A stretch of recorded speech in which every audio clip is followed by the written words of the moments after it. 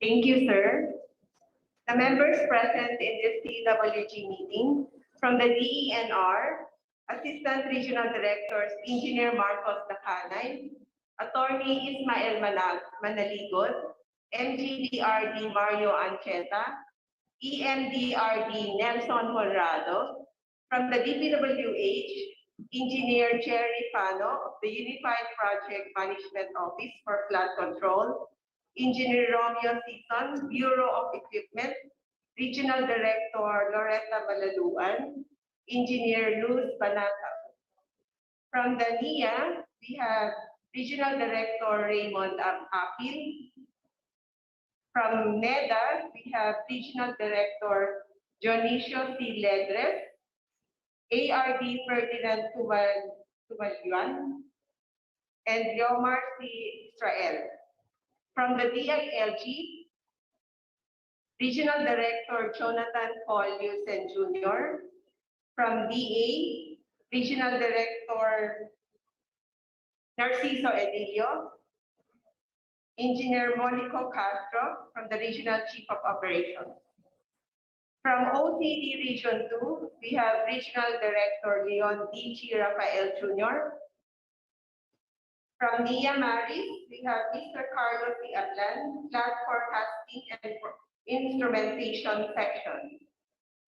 From the LGUs, we have the Office of the Governor, Cagayan Province, Agriculturist Mr. Bernardo Camit, Apari Cagayan Mayor Brian Dale Chan, Attorney Jean Tadili.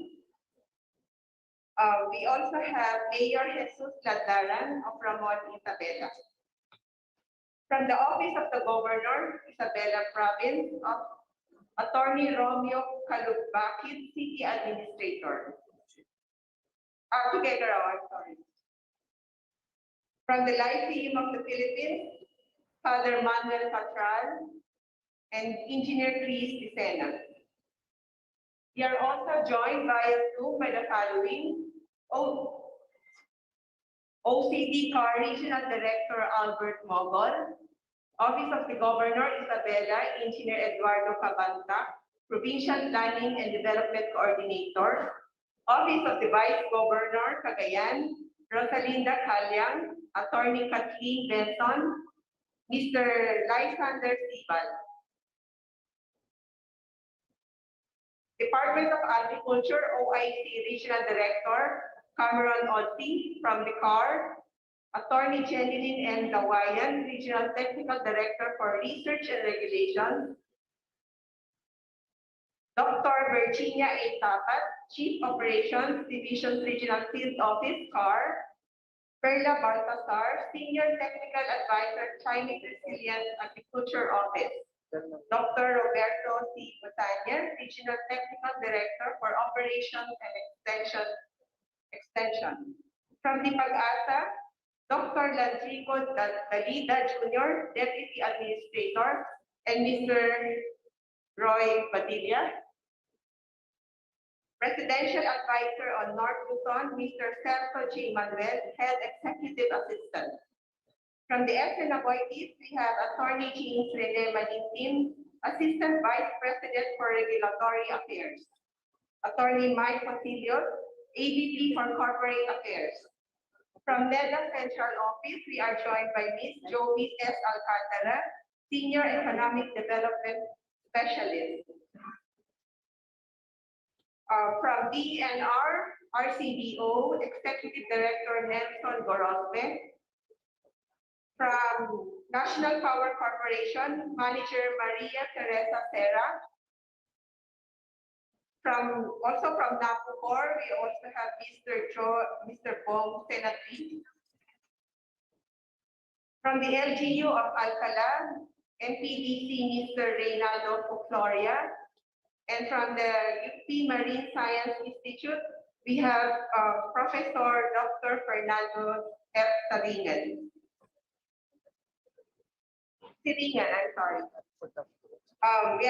We would also like to acknowledge the media present here, Mr. Marvin Kamumpang, Bombo Radio Philippines, William Moore Bisaya Jr., Philippine Daily Inquirer, and Mr. Felix Contapay Jr., Balitang Hilaga. Welcome po.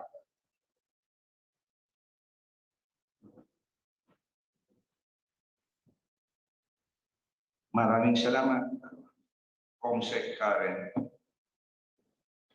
And once again, maraming salamat sa mga lahat ng attendees ngayong umaga dito sa technical working group meeting natin.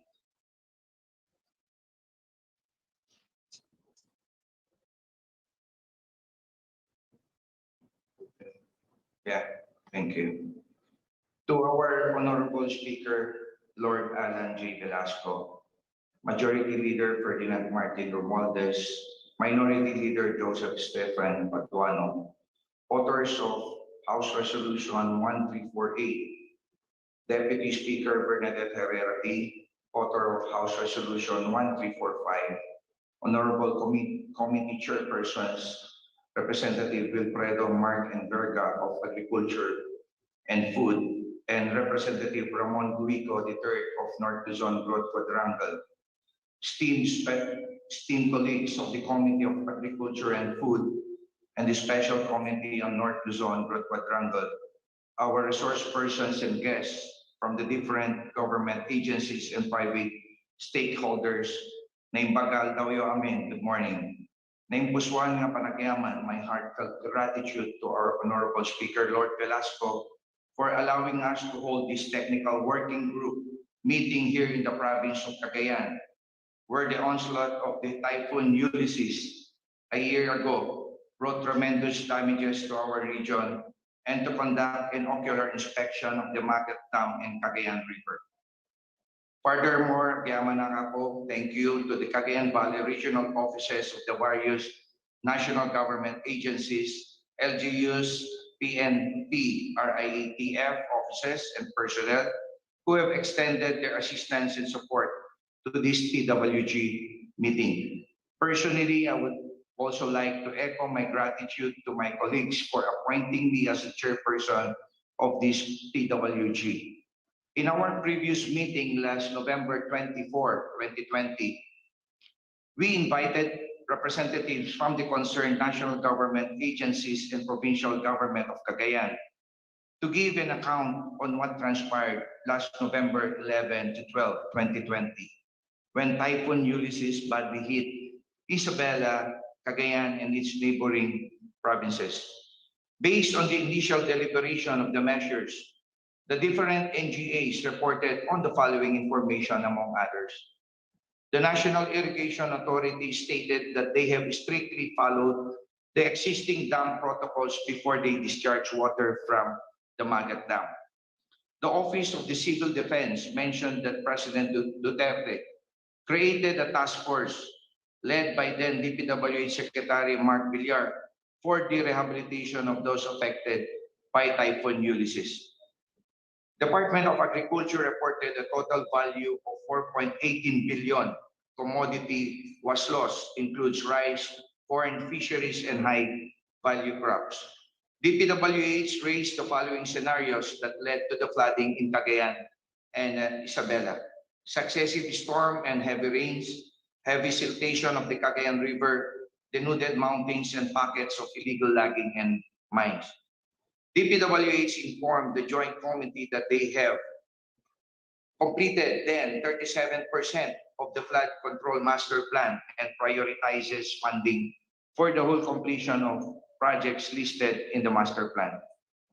DNR mentioned the rehabilitation proposal discussed by DNR Secretary Simanto, and this includes dredging activities which would restore the heavily silted rivers.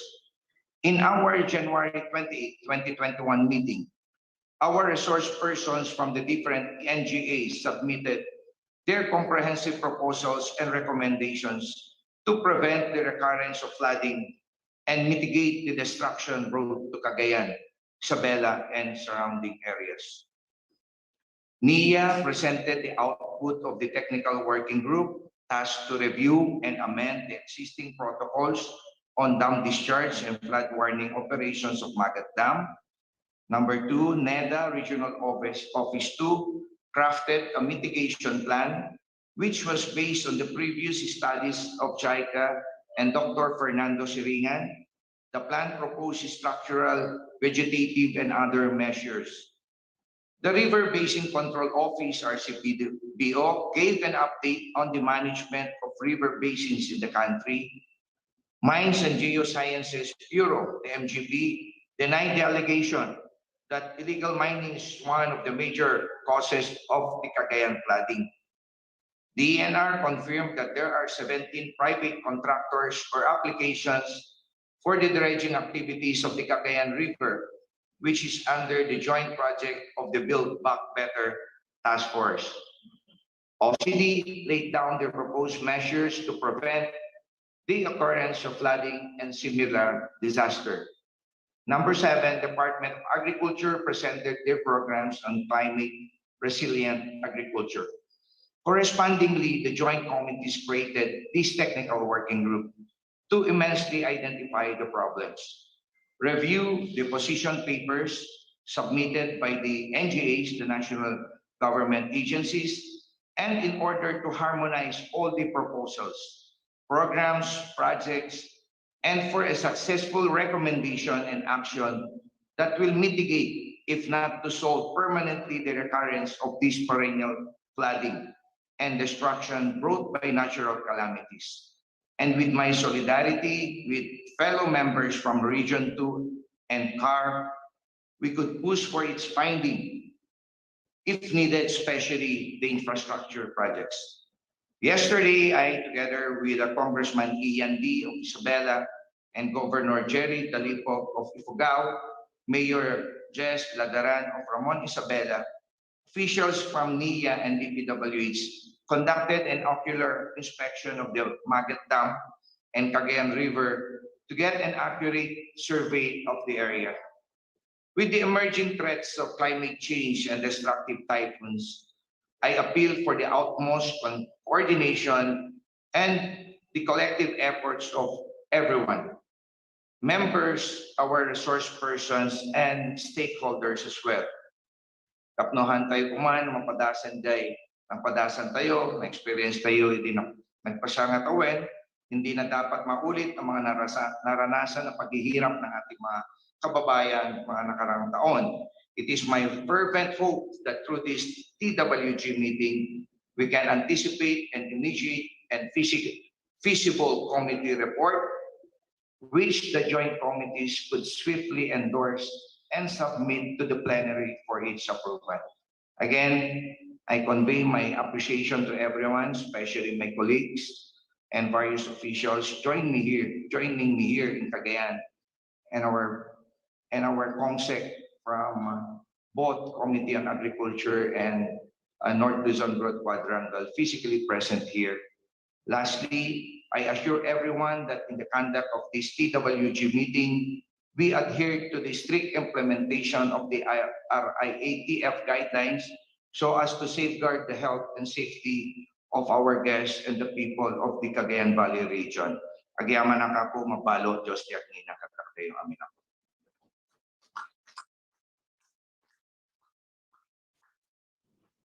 Wala tayo. Wala siya. Si Chair.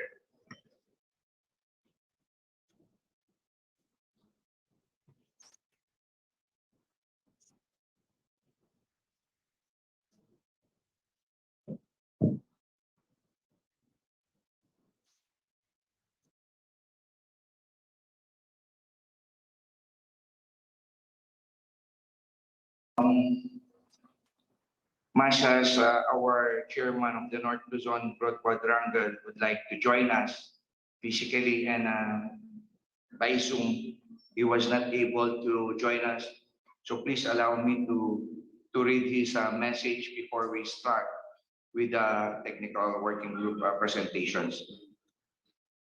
To the chairperson of the Committee on Agriculture and Food, Representative Mark Enverga, as well as the honorable members of this committee, our TWG Chair, Vice Person Joseph Jojo Lara, to my esteemed colleagues in the Special Committee on North Luzon Growth Quadrangle present today in this meeting, to our guests and resource persons. Naimpuswan nga kablao ko kay naragsak ngay dandanon yu ditoy Norte. My greetings and welcome to North Luzon. As echoed by TWG Chair Honorable Lara, we convey our gratitude to Speaker Lord Alan Velasco for allowing the joint committees to conduct this meeting here in the Cagayan Valley region, more particularly in TUGUEGARAO City.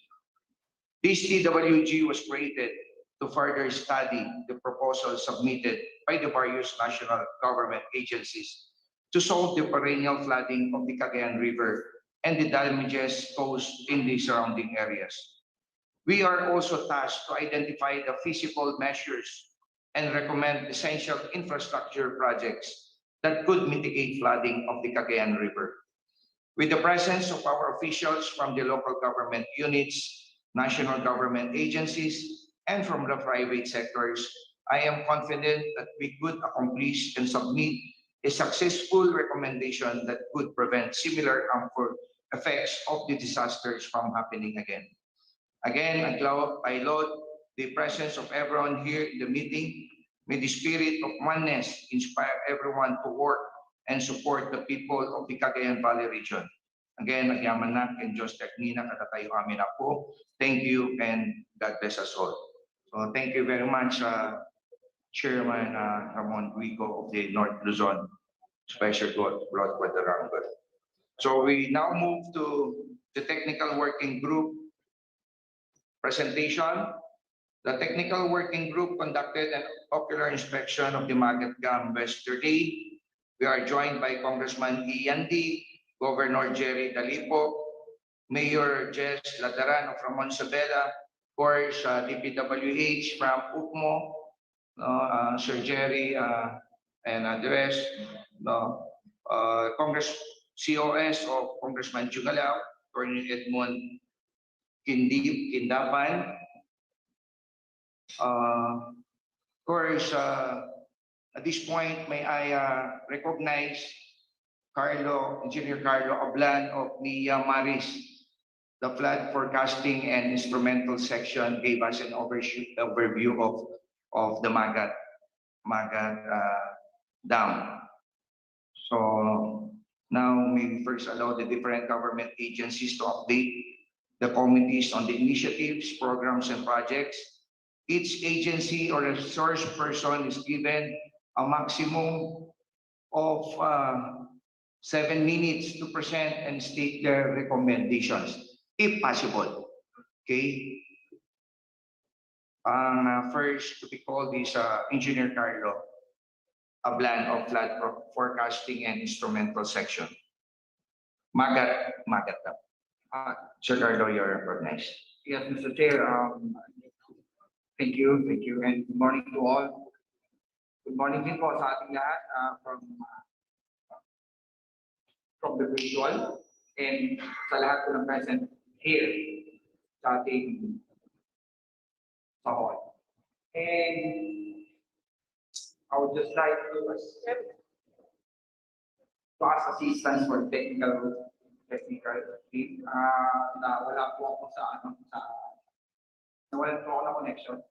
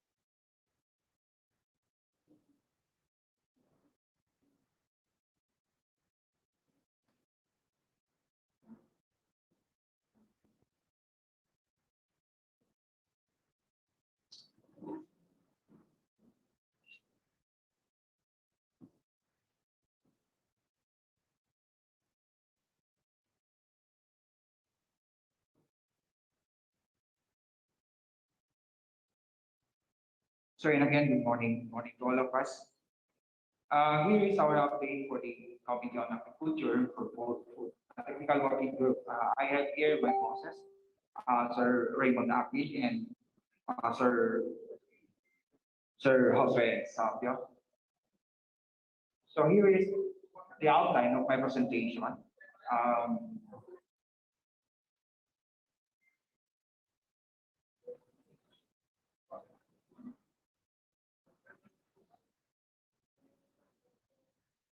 Yeah. So here is the outline of my presentation, the market flood forecasting and early warning system, and then the TUGs, the flood simulations, protocol and non-discharge. That these are actually the interventions we did before and after UGs. And now of information, education, and communication is campaign and flood communication with 4 provinces of Isabela and Cagayan, way back 14 June 2021. So we have again another watershed management, reforestation and construction of sediment castle. Next, please. So here is our market flood forecasting and early warning system. Next. But po, nakikita po natin, the location of market flood forecasting, the whole market watershed was designated within our Cagayan River basin. Next, please. Next. So upstream of market, those are the instrument for monitoring and also maintaining. We have also ranges outside of market dam, that is the upper Cagayan River basin. We have 3 at Sagugay, Matela, and next week. We have the downstream of market, the market confluence Cagayan River to the moon, that is our end of target. So ito yung aming end of target sa market. Again, these are the instruments we're maintaining and also monitoring. So stop gauges down to 2 repeater stations. Yes, please. Next. And also we have this monitoring downstream of market. We have here the Aurora base. Meron po tayong stop gauges doon, and even we have caretakers doon. Next, please. And sa Gamu, we have another water level and rating stations.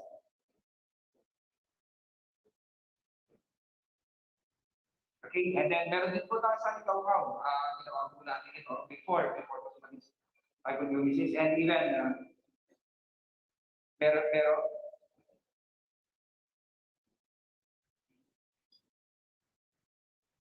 also KABILANG, Malawakang, meron po kami. Tumawini. Next, please. Yan. Nagbigan, so the Malawakang, and the Tumawini River. Tumawini Bridge, meron din po tayo pinag-maintain doon. Though it is outside our area, it's used to offset yung aming discharges within the market. And again, the final bridge, yung kind of area, and we have also in Santa Isabel. Again, Santa Isabel bridge. That is our dedication of our warning stations. We have the total warning stations on the Market River only. As I've said a while ago, that our end of target for the early warning is at the confluence of the River and Market River. So again, next please. So with the UCs, the largest amount of range from UCs was recorded by Pagbaha at a rainfall gauge station. So that was recorded on November 11th. As we can compare the market average rainfall, ay dumating po siya noong November 12, 120.93, nakamataas. And again, next please.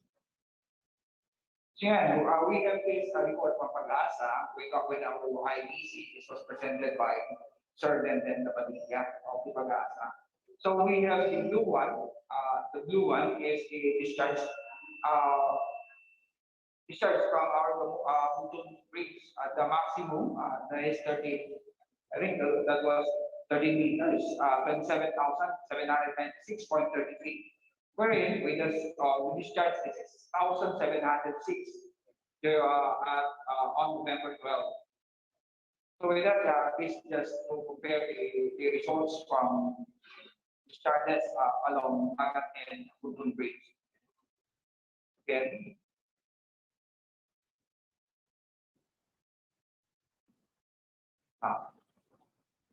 So I have borrowed this from Isinagawa, Kyoto University, his simulation for the food and service.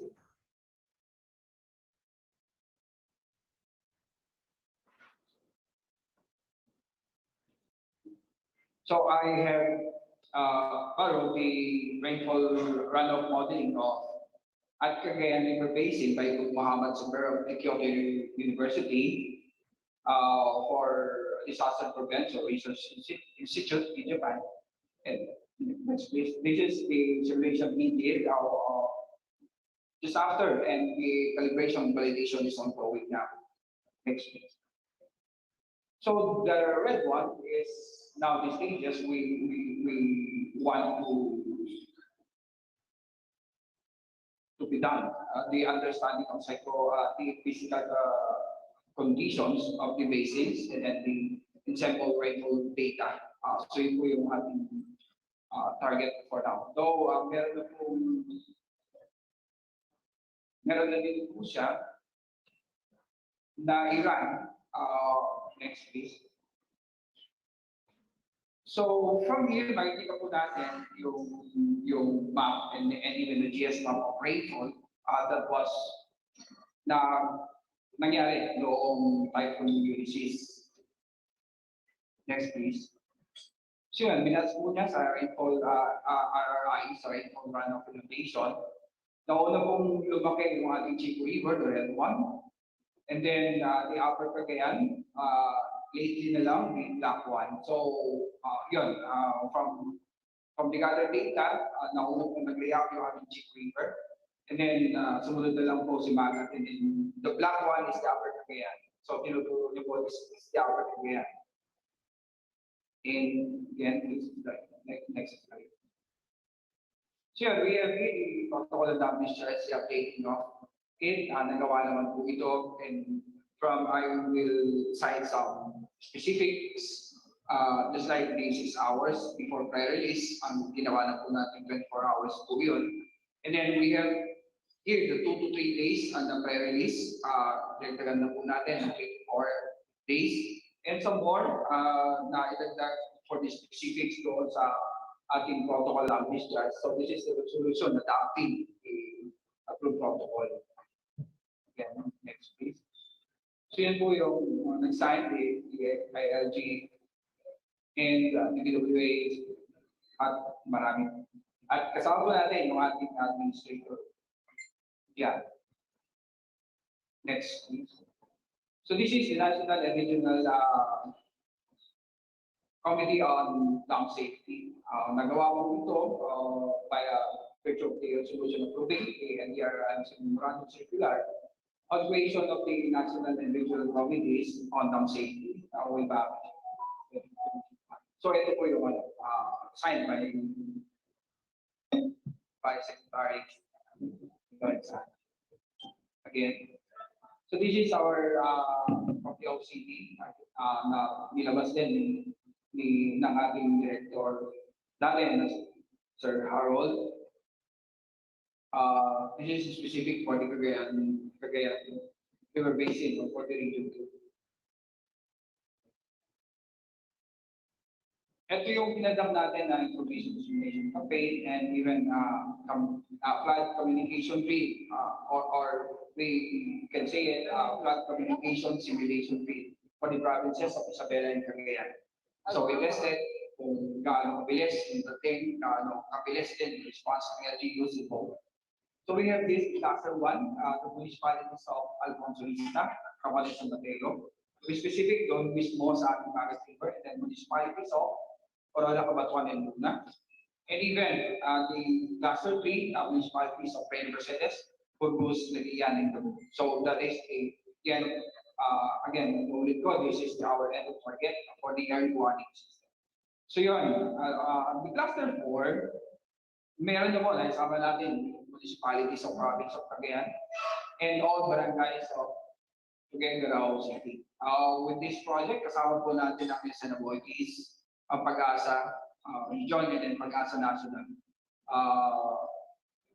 The overall total number of participants was 621.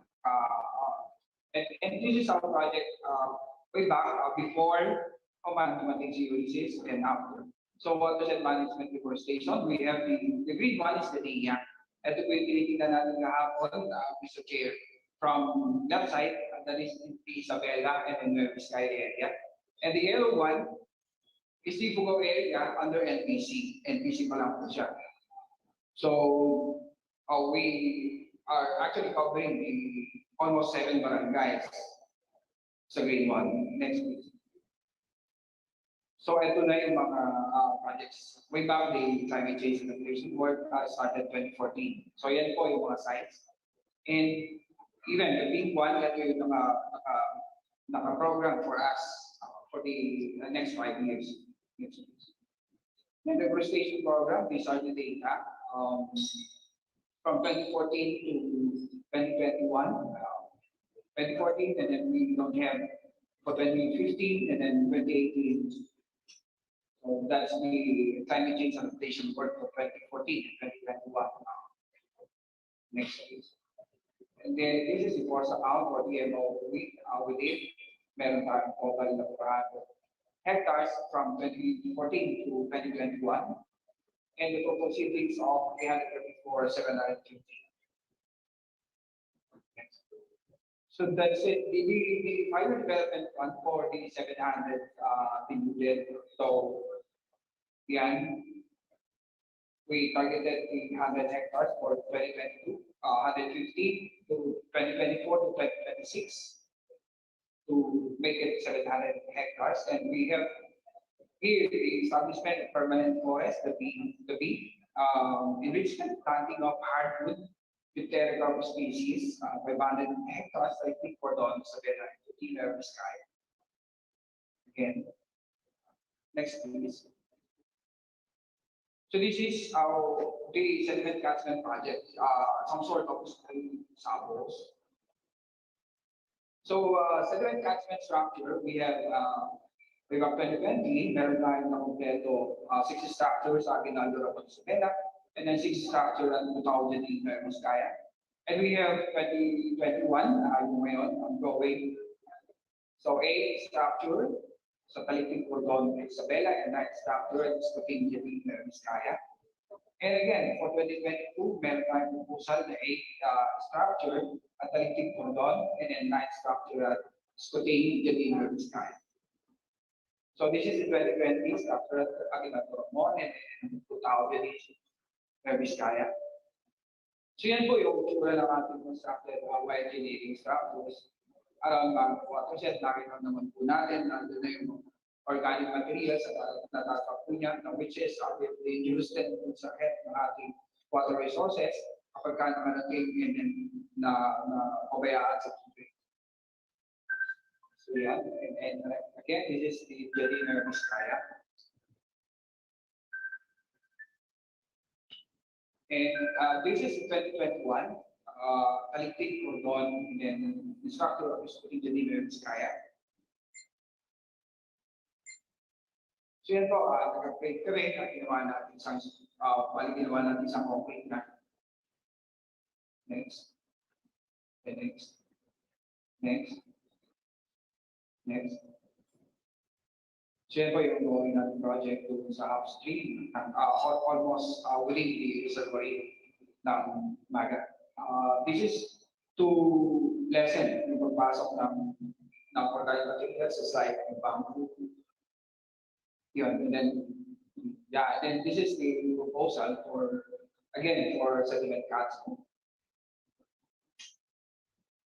Taliting Cordon and then Nueva Vizcaya. So 5 structures for Piña, and then 30 for Don Isabela, 6 structures. So that's the survey of Piña that is here. So thank you.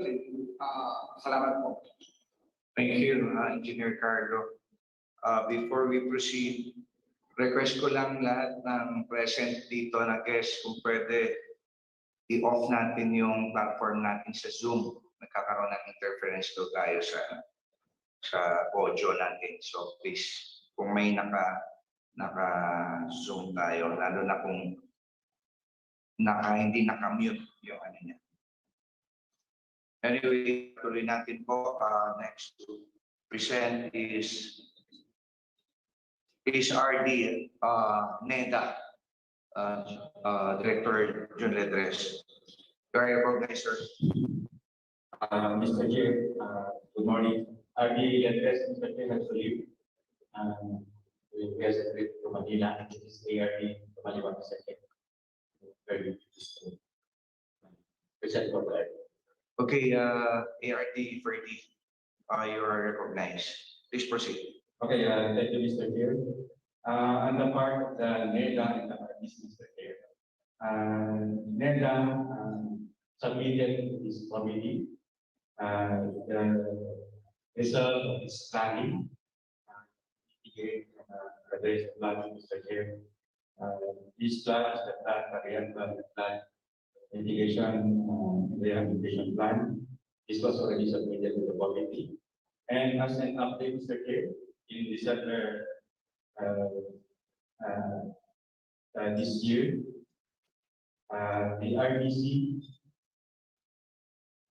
RDC endorsed several projects for funding, and these projects, Mr. Chair, are basically long-term projects that would need the support of several agencies for its realization, and for this committee, Mr. Chair, and then realization for this funding.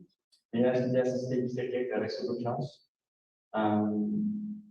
approved by the RDC in October 21, 2021.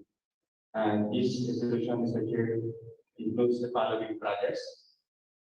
The first resolution is the updating of feasibility studies for the proposed lower Cagayan River cut-off channels to the Department of Public Works and Highways.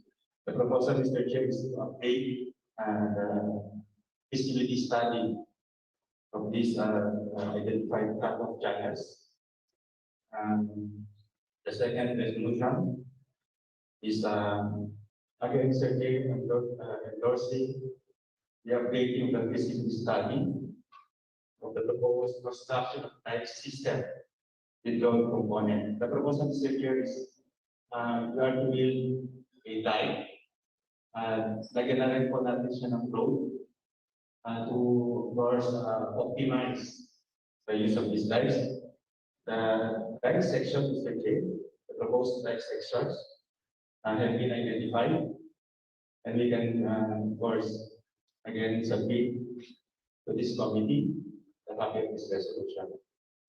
There is also a resolution, Mr. Chair, supporting and endorsing the proposed river bank protection projects along the Cagayan River, again for feasibility study, detailed engineering design, or program of work preparation.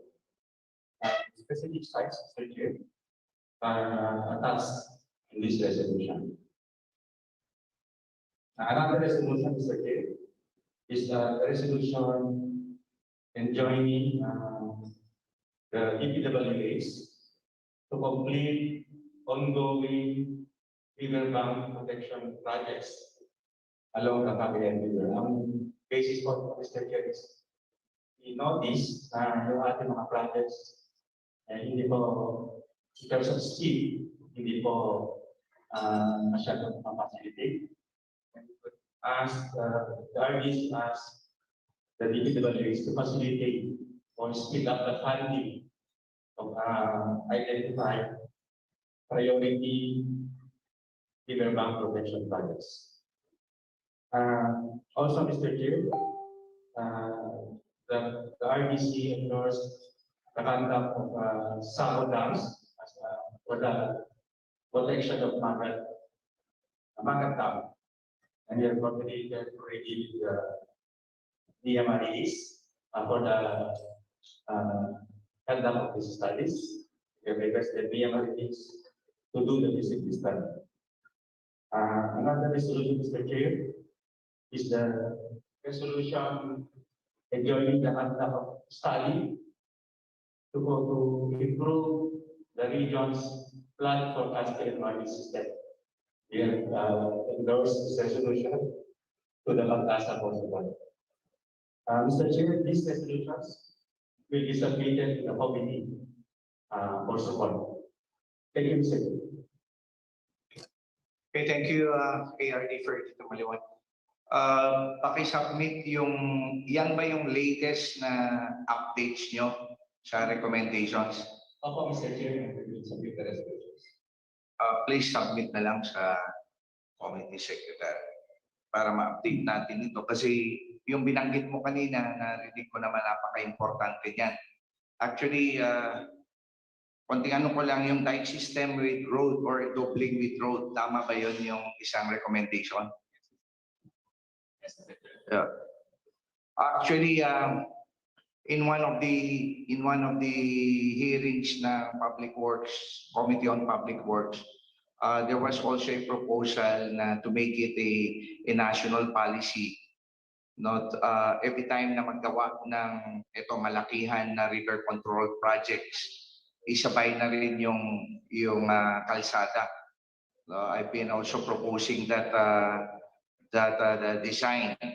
I hope dito si Director Lori, though we will still focus na gagawin natin legislation ito for future projects and funding. Take noteworthy lang, napakagandang recommendation nito, Stand Director Ferdy. So anyway, ano natin, yes, lalo na sa Tuguegarao.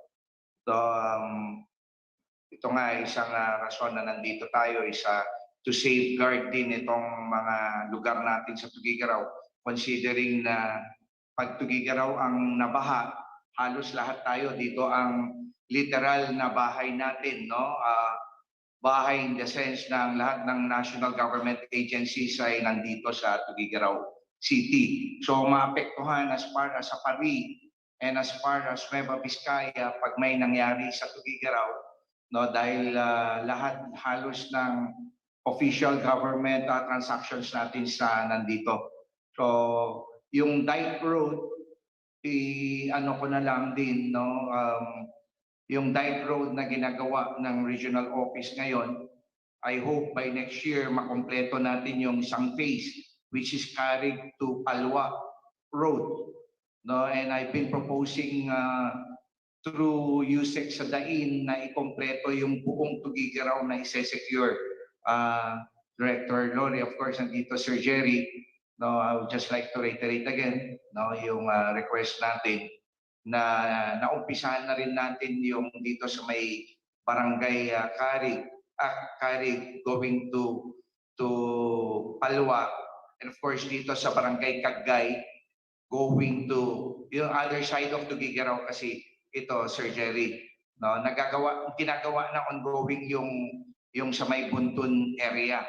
So going to pagdudugtungin natin sa Katagaman. I hope sustainable lang ito, no? Katulad lang din ng binabanggit mo kanina, Sir Ferdy, no, it must be sustainable, tuloy-tuloy lang yung sana yung pondo na pag-aralan naman na ito. And of course, the implementation of the project sana mapabilis. No? Okay, so thank you very much.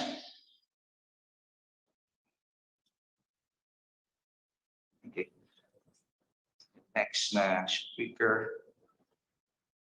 The next to present is DNR, ARD Attorney Ismael Manaligot. Sir, paki-request lang po ilapit yung mic para marinig mabuti, sir. So, You are recognized, sir. Hello. To the honorable chairpersons and members of the Committee on Agriculture and Food and Special Committee on the North Luzon Growth Quadrangle and the chair of the Technical Working Group, Honorable Joseph Lara, and to those who are present here today and via Zoom, isang makakalikasang araw po sa ating lahat.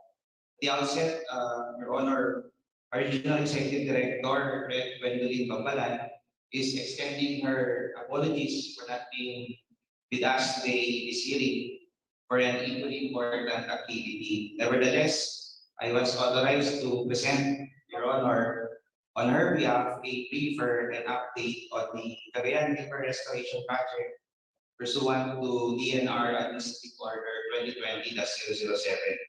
Also with me, Your Honor, is Regional Director for Mines, Director Mario Ancheta, and Director for EMP, Nelson Honrado, ERD Marcos Lacanay, and also with our resource persons from the DPWH, in particular RD Lori Malaluan, who is also a member of the Interagency Committee.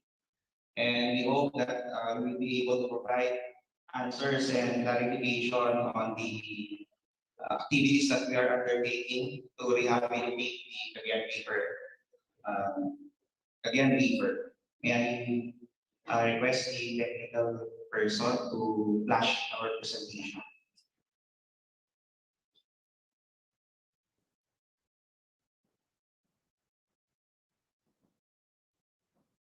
Mr. Chair, this is a briefer and an update on the Cagayan River Restoration Project. Next slide. Our presentation will be as follows. The legal basis for the creation of the Interagency Committee for the Cagayan River Restoration Project. Number two, the Cagayan River dredging zones as promulgated by the DPWH. Number three, assessment on the mineral content on the proposed river dredging zone in Nalo, Camalanyugan, and Apari, the province of Cagayan, that was undertaken by the MGB Region 2 prior to the start of the dredging operation. The public consultations undertaken by EMP Region 2 in Apari, Cagayan. Number 5, the Memoranda of Agreement signed by DNR Region 2 together with the dredgers that were contracted out of the pursuant to Law 2020-007. The documentation on the inspection conducted prior to the start of the dredging operations in Apari. And lastly, the consolidated shipment of dredge materials and actions as ways forward for the Cagayan River restoration. Next. As to refresh, our legal basis for the creation of the Interagency Committee for the Cagayan River restoration, Your Honor, is based on the joint DPWH DNR DILG EOTR Memorandum Circular 2019-01, providing for the guidelines on the issuance of permits for dredging within waterways or other inland bodies of water. And as a result of this memorandum circular, the DNR has promulgated a specific administrative order 2020-007 for the dredging procedure in heavily silted river channels. So under next slide. Under GMC 2019-01, Your Honor, this JMC provides for the procedure of securing permit for the following modes of dredging activities allowed under existing laws in the Philippines. Number one, the dredging with commercial utilization of dredge materials. The authority on this will depend on the actual area of the dredging operation. So below 5 hectares, that will be under the Provincial Mine Regulatory Committee. For areas above 5 hectares to 20 hectares, that will be under the Mines and Geosciences Bureau. And for areas more than 20 hectares up to 100 hectares, it will be the Secretary of the DNR. Number 2, guidelines on the DPWH flood control dredging projects. This is undertaken by administration of by the DPWH, and an example of this is, Your Honor, is those that are being undertaken to remove the priority sandbars along Cagayan River, which I presume our daily lorry will be discussing in a little while also. The dredging projects for flood control by LGUs and other government agencies without commercial utilization, and finally, the DNR river restoration through dredging activities. This is the reason why the DNR had promulgated DAO 2020-07. Next. And as a result thereof, the governor of the province of Cagayan in June 8, 2020, requested the Secretary of the DNR to avail of the provisions of this administrative order for the restoration of the Cagayan River. And on June 16, 2020, Secretary Simago granted the request of Governor Mangga. Next. Under the administrative order, Your Honor, the interagency committee is comprised of the governor of the province as the chairperson, the DNR Regional Executive Director as the vice chairperson, and the members of the IAC are as follows: the regional director of DPWH as a member, to include the MGB Region 2 Director and the EMP Region 2 Director.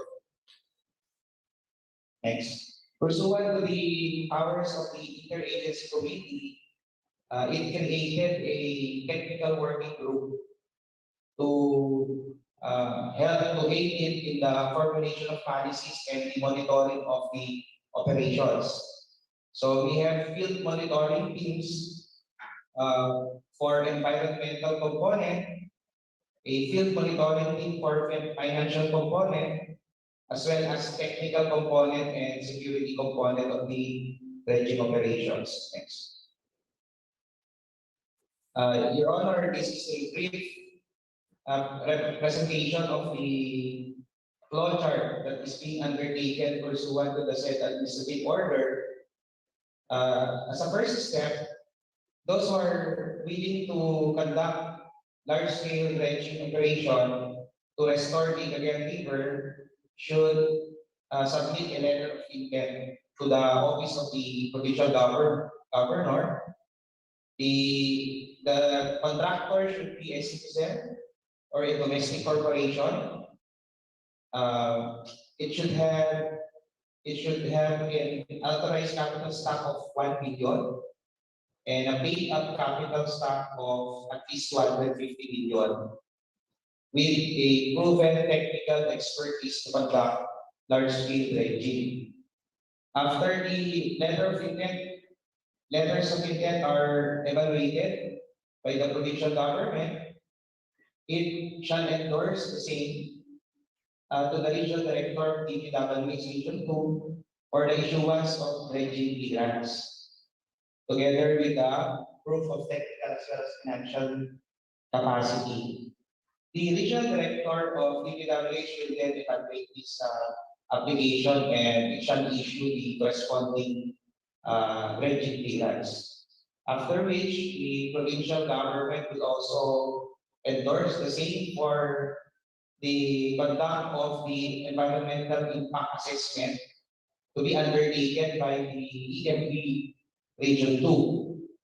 For Cagayan River, the EMP Region 2 had conducted a programmatic environmental impact assessment as in favor of the province as well as individual EIA for those contractors, and corresponding environmental compliance certificates were issued. The EMP will then, the MGP Region 2 will then issue upon application and accreditation as trader of minerals, and shall also issue or transport permit and MOEP. After this clearances have been issued by the corresponding members of the IAC, the DNR Region 2 Red will enter into a memorandum of agreement with the contractors that were given regulatory clearance, that were given ECC, and accreditations by the NGP.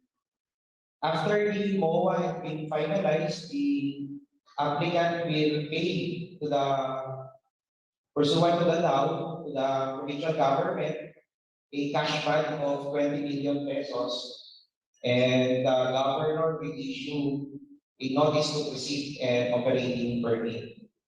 So with this, Your Honor, during the operation, the dredging operator will have to still be provided,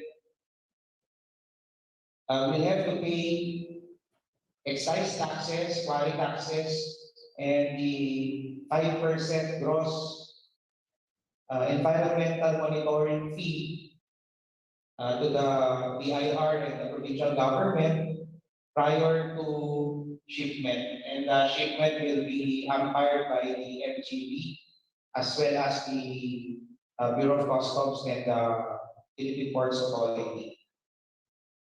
Next. Prior to the operation of the Cagayan River restoration, under the procedure laid down in the administrative order, a river dredging zone should first be identified by the DPWH, Mr. Chair. And for the Cagayan River restoration project, the DPWH had initially identified 32.8 kilometers as the river dredging zone. That is, this river dredging zone is further subdivided into phases, from phase 1 to phase 3. And the initial operation at present is on phase 1, comprising of 8 segments. Next. So for the more detailed explanation of the river dredging zone, our friends from the DPWH may shed light on this. Next. Next. Prior also to the conduct of the operations of the approved dredging operators, the MGB Region 2 conducted a geological and geochemical survey on the proposed phase 1 of the river dredging zone within the municipalities of Tando, Camalaniugan, and Apari in the province of Cagayan. Next. The objectives of this study are the following. Yan po yung mga sampling sites na establish po ng MGB Region 2 along the river dredging zone. Next. The objectives of the study are as follows: to determine the mineral contents of the river dredging zone and to assess the prospective availability of recoverable precious and heavy minerals of economic interest for the purpose of revenue generation by tax collection. Next. So this is a photo documentation by MGB Region 2 of the geological mapping conducted along this river dredging zone. Next. These are also the graph sampling conducted by representatives of MGB Region 2 and the corresponding technical details of the study in these sampling sites along the Cagayan River dredging zone. Next. So what are the results of the study? A total of 120 samples were taken and collected from 42 sampling points Out of the 126 heavy mineral concentrates that were subjected by MGB Region 2 for laboratory analysis, two particular sites in the second cluster registered higher than average iron content ranging from 8 to 10%. The rest of the sediment samples registered an average of 2.6% iron content or concentrates. The conclusion of the study are as follows. Next please. Okay. Two sites that have rendered above average iron contents, particularly in the midsection and upstream of the sample stretch of the Cagayan River, will be candidates for detailed sampling survey to confirm availability of mineral resource.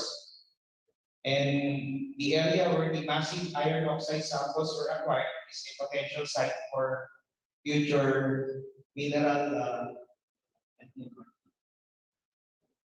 MRT. And it is ideal to acquire samples vertically in mature streams for better representation. Next. So ito po yung previous to the operation also, the EMP Region 2 conducted public consultations with affected constituents located at the coastal barangays of Cagayan. So these are photo documentation by the EMP Region 2 in the barangays in Cagayan and in Talo and Kamalanyugan. Next. At present, Mr. Chair, there are 5 private renters that the DNR Region 2 had signed with a memorandum of agreement for the phase 1 of the river dredging operations. These are Great River North Consortium with BOA on December 10, 2020. Also, Riverfront Construction Incorporated, Great River North Consortium, and Riverfront Construction for the navigational channel, which is being currently undertaken last March 16, 2021. On September 7, 2021, the DNR entered into a MOA with Magna Realty Development, and on November 5, the latest is with Pure Oceanic Corporation. So the operators are now with MOA have areas in the phase 1 of the river dredging zone. Next. The Interagency Committee, Mr. Chair, had conducted at least 22 regular meetings, the latest of which is in November 2, 2021 via Zoom, wherein the Interagency Committee members agreed to allow the disposal of dredge materials outside the province of Cagayan with certain conditions. This stemmed from the requirement for domestic dredge materials, considering that in the previous MOA, in the original MOA, the private dredgers are required to dispose dredge materials outside the territory and not to use that for island building in the West Philippine Sea. But with the clamor of domestic requirements, there is a need to revisit the MOA to allow the disposal of dredge materials within the Philippines, but outside the province of Cagayan with certain conditions. Next. So briefly, ano po yung mga amendments? Next.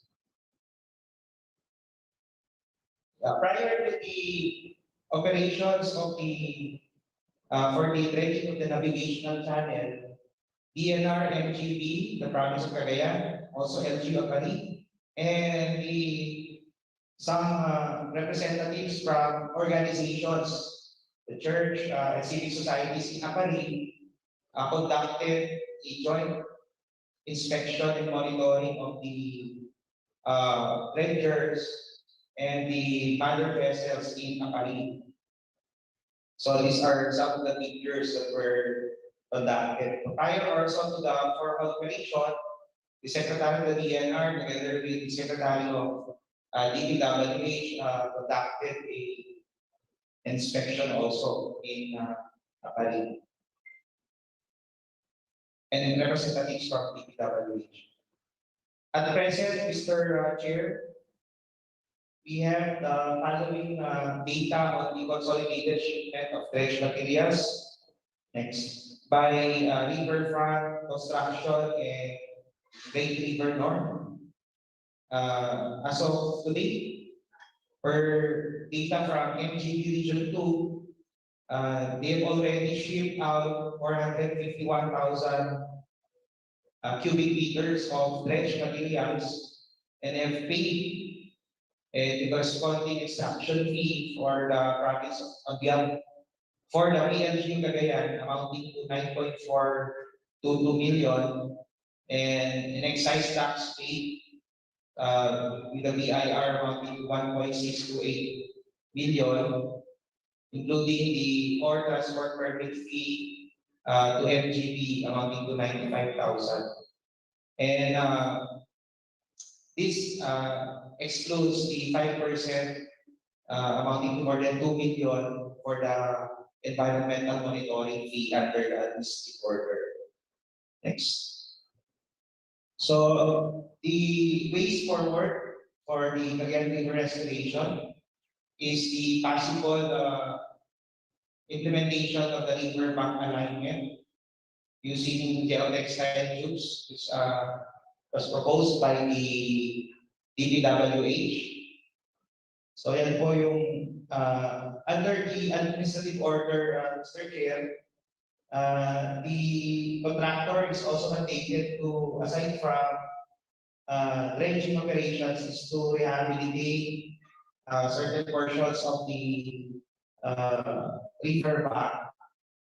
So yan po yung proposed river bank alignment as the black line that will be strengthened using geotextile tubes. Okay. Next.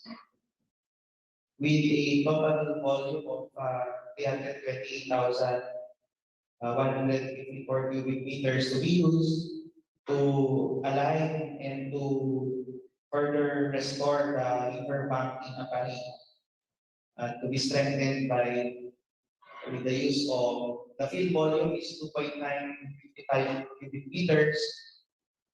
Okay. Next. And with an estimated project cost of more than 321 billion pesos. The next steps for the IAC also, Mr. Chair, is to interface with our fisher folks on the ground. As a result of this, we have meetings with DEI also for the proposed livelihood projects and develop under the social development program pursuant to the ECC of the river dredgers. So yan lang po ang update for ENR with respect to the Cagayan River Restoration Project. Mr. Chair, maraming salamat po. Thank you very much, Assistant Director Ismael Manaligot, for the presentation. Yung na-present mo kanina is an update. So wala pa yatang kopya ang COMSEC dyan. So hindi pa umabot. We will provide. Yes, okay. Just give a copy or parang parnisan ng members natin for this technical work. Mr. Chair. I would just like to recognize Mr. Chair. Congresswoman Luisa Loren Quaresma of the Long District of Vizcaya and Representative Alisa Silatan D of Isabela. Thank you for joining us. Mr. Chair. Mr. Chair, may I be The next recognized? agency to present is DPWH FA and o UCMO, Engineer Jerry. You have the floor, sir. You are recognized. Yes, thank you very much, Honorable Chairperson of this Technical Working Group Committee, the Special Committee for the North Luzon Growth, Quadrangle, and the Committee on Agriculture and Food. On behalf of the Department of Public Works and Highways, which is headed today, is a meeting by Regional Director Lori Maladuan of Region 2, and yes. Also with me here is Project Manager Alex Borja of the UPMO FCMC and Bureau of Equipment Engineer Romeo Sisa, together with Regional 2 Engineer Luz Banataw. Allow us to make a presentation of the updates on the DPWH efforts and activities in Cagayan River after the onslaught of Typhoon Ulysses. So may we request our technical team to show or flash on the screen our presentation po. The findings, the North Luzon Growth Quadrangle updates, DPWH updates, as you may see in the file folder. Of course, we would like to thank all the TWG members who are here present, doing the face-to-face meeting with us. The Honorable Mayor of Cagayan and all the TWG members, as well as the House of Representatives, Congressmen, joining us via Zoom while we are hosting our presentation. Thank you very much. We may play that presentation. Actually, today as we speak, we are celebrating the one-year anniversary of Typhoon Ulysses that happened on November 11, 2020. So in effect, we are revisiting what we are doing right now, what strides we have undertook or undertaking as we try to rehabilitate and reconstruct our efforts here in Cagayan. Next slide. Just for a little background, actually Typhoon Ulysses is the 20th typhoon in year 2020 that entered us. Patapos na po yung taon noon, and then there is this super typhoon that hit us that is actually the 20th typhoon, but one of the strongest typhoons that made landfall, not only in the Philippines, but in the history of the world. And before that, there were 3 typhoons already that passed this area, the Philippine area of responsibility. And I remember in Typhoon Shoni, because we have 6 ongoing flood control projects here in Cagayan, and when the status report during that time, our project manager reported that we cannot work, or the work is rendered unavailable because of the typhoon and all of the equipment inangat na po. So even before Typhoon Ulysses, binaha na po kayo rito noon. And Typhoon Ulysses affected us November 11, and the day after, ito po yung mga images na nakita natin in that area. We try to look what happened during that time. Next slide. And the Sentinel Asia was able to provide us a satellite imagery of what happened. For simplicity, yung mga blue po, this is the effect of the widespread inundation, whereas the red ones are and the brown ones are actually the built-up areas or communities as well as the highways. So just by looking at it, yung mga dark blues, these are actually 1.5 meter depth, so that is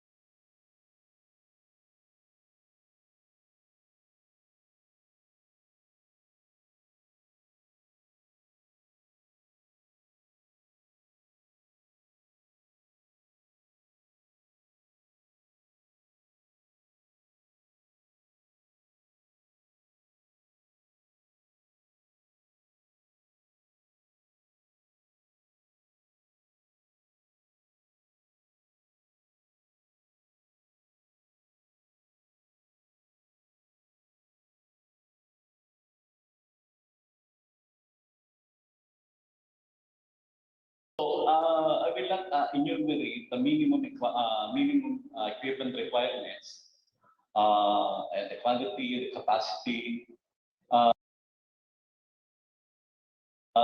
The estimated duration uh,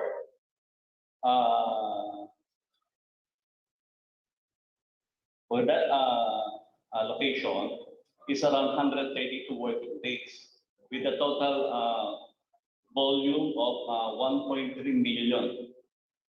So yung mga green parts na yun is that is the one to be dressed. So that is 1.3 million, almost 1.4 million. Next slide, please. For Alcala, the estimated volume is around 4 million, considering the sedimentation and accretions that will happen. So ang target po natin dyan is 143 working days, not considering yun nga po accretion tsaka yung weather condition. Just like now, nag-pull out po ang equipment namin dahil dun sa behavior ng Cagayan River na lumalaki yung tubig niya. Maybe there's some disturbance, weather disturbance sa mountains area. No? So, next slide please.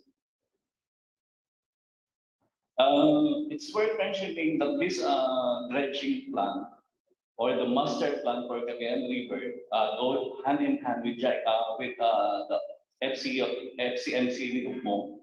Approve na po ito ng technical service undersecretary namin na si Isinagawa. For this area, Amulong, we have total working days of 186 working days. As I've said, not considering the weather disturbance, yung behavior, and saka yung mga, kumbaga sa mga negotiation with local governments. So this one is around almost 9 million cubic meter to be dredged. Yan po yung mga area, yung kulay green, yan po yung kailangang matanggal natin. Parang rechanneling po siya. If you want to also mention, this one was presented with the NEDA of Region 2 and the WBB task force. Next slide, please. So yan po ang natin. Na all the way to Ilagan, makakaano po tayo. Next slide, please. So for this one, we have 148 working days, a total of 13 million, 14 million cubic meters. Yan po yung sa may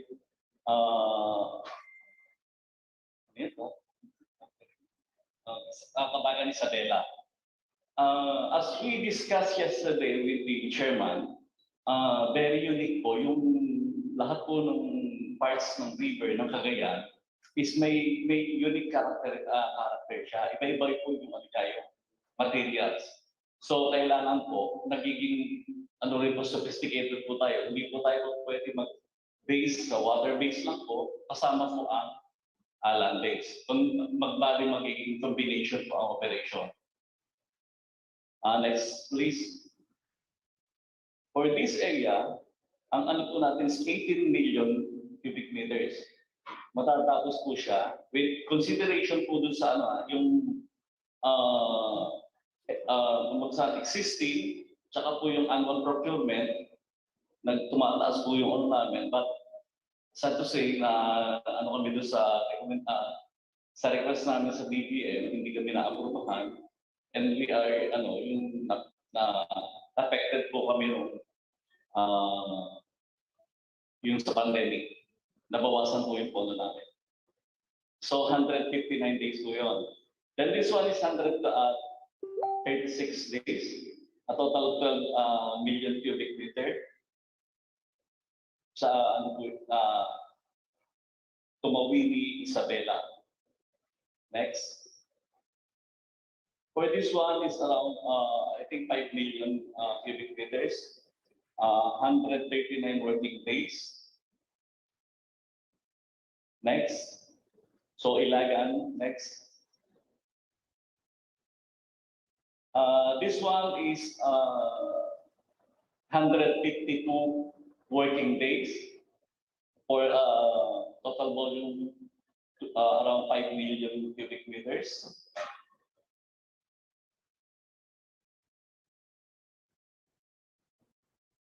So in case 1, i-consider po natin yung is 21, ang namin is capacity is 21,000 cubic meter per day. While in case 2, we have around 54,000 cubic meter per day. Considering na madadagdagan yung equipment. Next slide, please. So, yan po yung list ng mga total na sinabing mga working days and total volume with comparison for case 1 and case 2. Next. So, for case 1, with, if we will depend on our existing fleet, yung matatapos lang po namin hanggang dun sa may sa TUGUEGARAO City by 2026.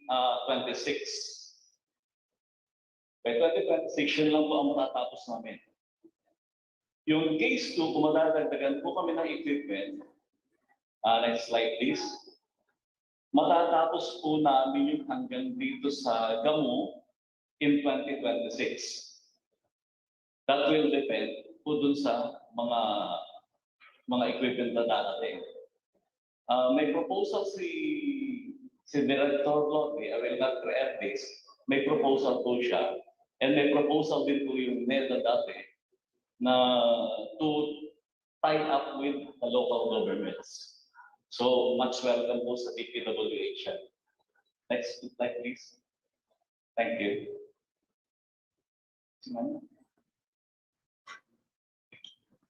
Okay.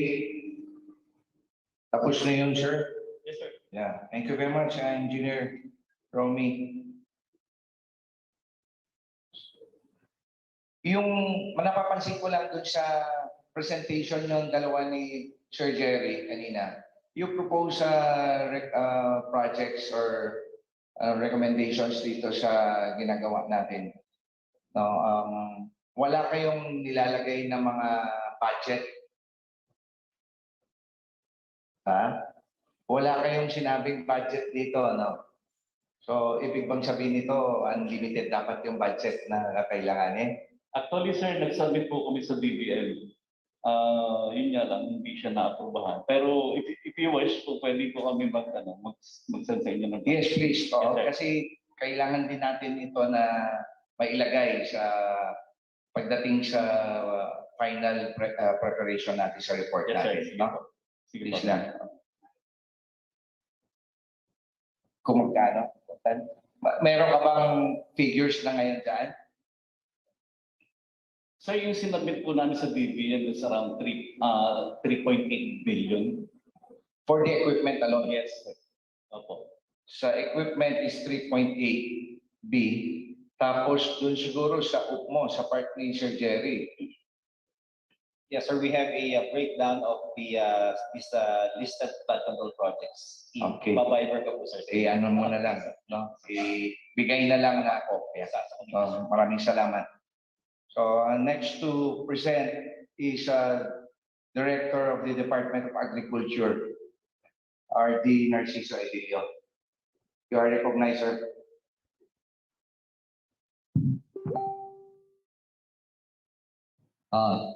Thank you, Mr. Chair, Honorable Chair and members of the House Committee on Agriculture and Foods, as well as the Chair and members of the North Luzon Quadrangle Special Committee, Honorable Chair of the Technical Working Group, Honorable Congressman Jojo Lara, fellow directors, assistant directors, representative of the governors, and the CMLGU mayors, other resource person, friends from media, naibag na haldaw na amin ako. First of all, I will start my presentation slide with the direction of the Department of Agriculture which is our Bible, which we initiated already this year and the years to come. And hopefully, the next administration will continue and will finance and will support also. So I just want to show here, Mr. Chair, that under this endeavor on the restoration of Cagayan River, it's been be part of the modernization pillar with under number 9 strategies, which is climate change adaptation and mitigation measure. So kung makikita nyo, yan po tayo, dyan kami mag-contribute para sa rehabilitation and restoration ng Cagayan River Basin. Next slide, please. In this presentation, I would like to show you what has been done and what we are planning on the next years to come, contributing to the restoration of the Cagayan River. We may not be directly involved in the infra protection of the Cagayan River, but we are on the production side, where connection of river tributaries, streams that goes to the Cagayan River. So we are on the production side and we are introducing different infra projects there. Next slide.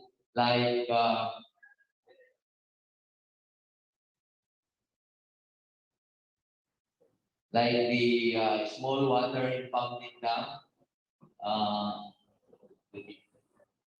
Next slide. Yeah, pwede pakilapit na din.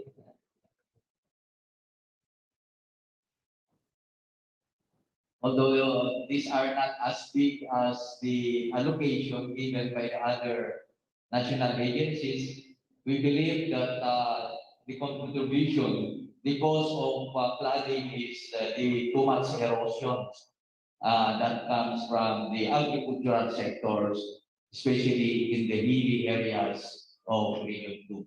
We have constructed several,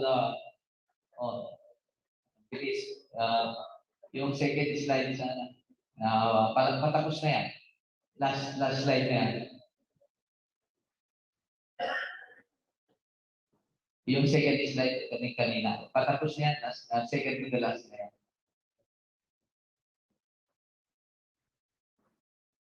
Yan, of course, these are, nahilo na ako. Yeah. Of course, these are the programs and projects of DA within the tributaries of Cagayan River. We have the construction of a small water impounding dam or the sweep and diversion dam, which they can use for irrigation at the same time ay doon po ang source na inumin ng kanilang livestock sa hilly area. Then establishment of watershed development and management project that we need also to reforest the watershed area of this small water impounding dam. Then the technology demonstration on sustainable corn production in sloping area. Ito po malaking problema natin together with the NR, how to control our farmers going up to the hill. Although there's a law that should prohibit disturbing yung ating forest zone, especially the most steep one, but we cannot control because this is between food subsistence and the marginalization area and then land, and also the provision of planting material. Next slide. Next slide, please. Of course, these are already the location, project costs, and the status of all the projects implemented. And as you can see, for 2021, almost 100%. There are only two that are 80 and 90%, and this will be finished before the end of the year. Next slide. So these are other projects of suite that has been approved for 2022, which hopefully we will be implementing next year. Next slide. So ito po ang isang small water project, just to give you an idea how it is and how it can be reforested, especially the watershed area, to reduce erosion and that would flow down to the Cagayan River. Next slide. They use also for irrigation, especially during rainy season. Next slide. And these are the total sweep and diversion dam established since 1975 to 1920. 2020, and the different provinces distributed. So also for 2021, ito po yung mga funded project na nagawa under this watershed development o naitaknan o na-reforest. We need to do this in order to have sustainability of water within the mini dams and also to avoid erosion. Next slide. Ganito po ang itsura ng mga dam na nagawa natin. Though they are still cultivating agricultural cash crop, but we are teaching our farmers to have trees be planted along hedgerows, and they need to crosswise the contour so that it will not directly erode while they are cultivating. So we are advocating and distributing trees, perennial trees like citrus trees, banana trees, coconut trees, and other perennial trees to be the border or to call it hedgerows. Next slide. Ito po yung established watershed that has been in the different provinces that are now reforested, and we will continue to monitor and encouraging the local government units where they are located itong mga sweep para naman ay they will monitor and support and even to allocate funding for the continuous reforestation in these different water impounding dams. Next slide. Ito po yung mga provision din ng planting material that was given with the planting fund. Maliliit lang yan.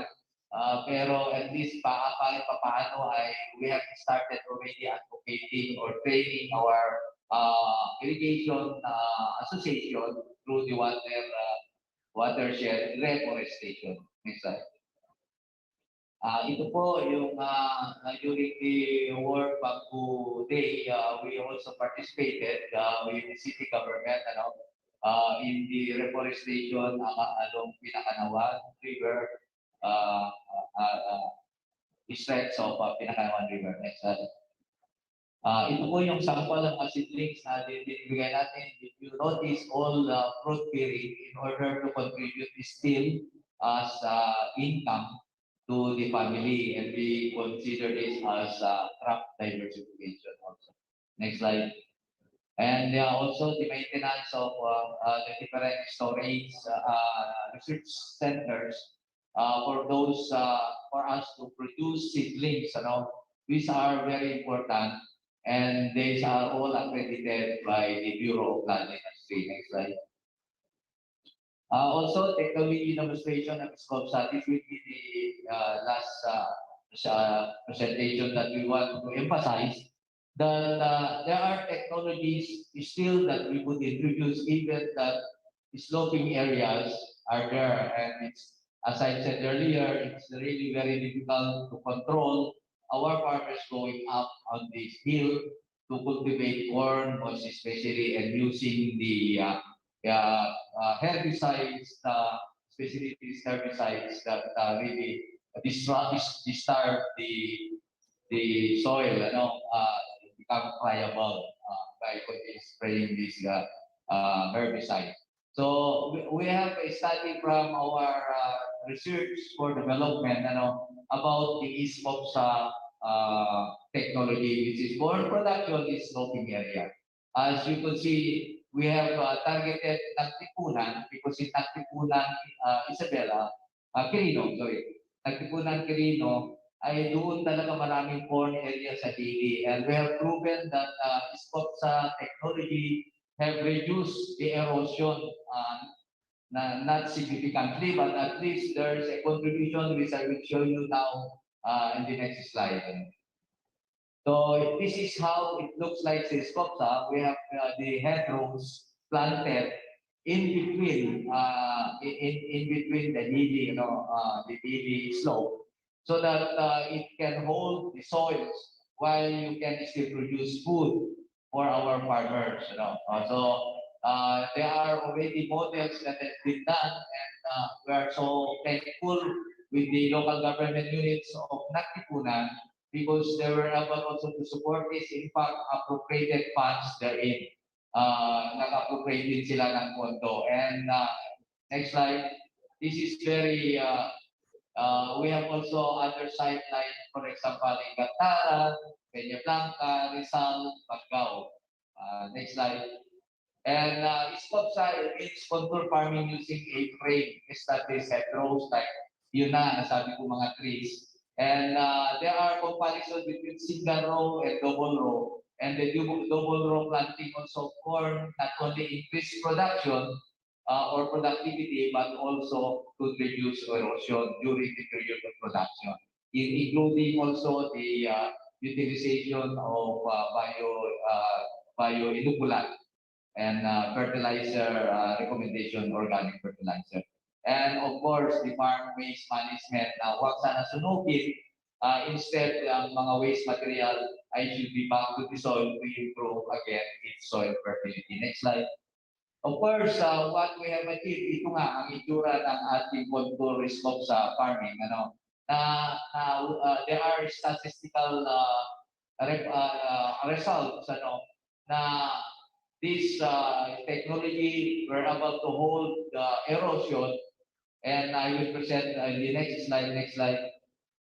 Here are to reduce soil erosion out of the calculation practice farmers versus the SCOPSA can reduce soil erosion to 0.634 per hectare cubic meter.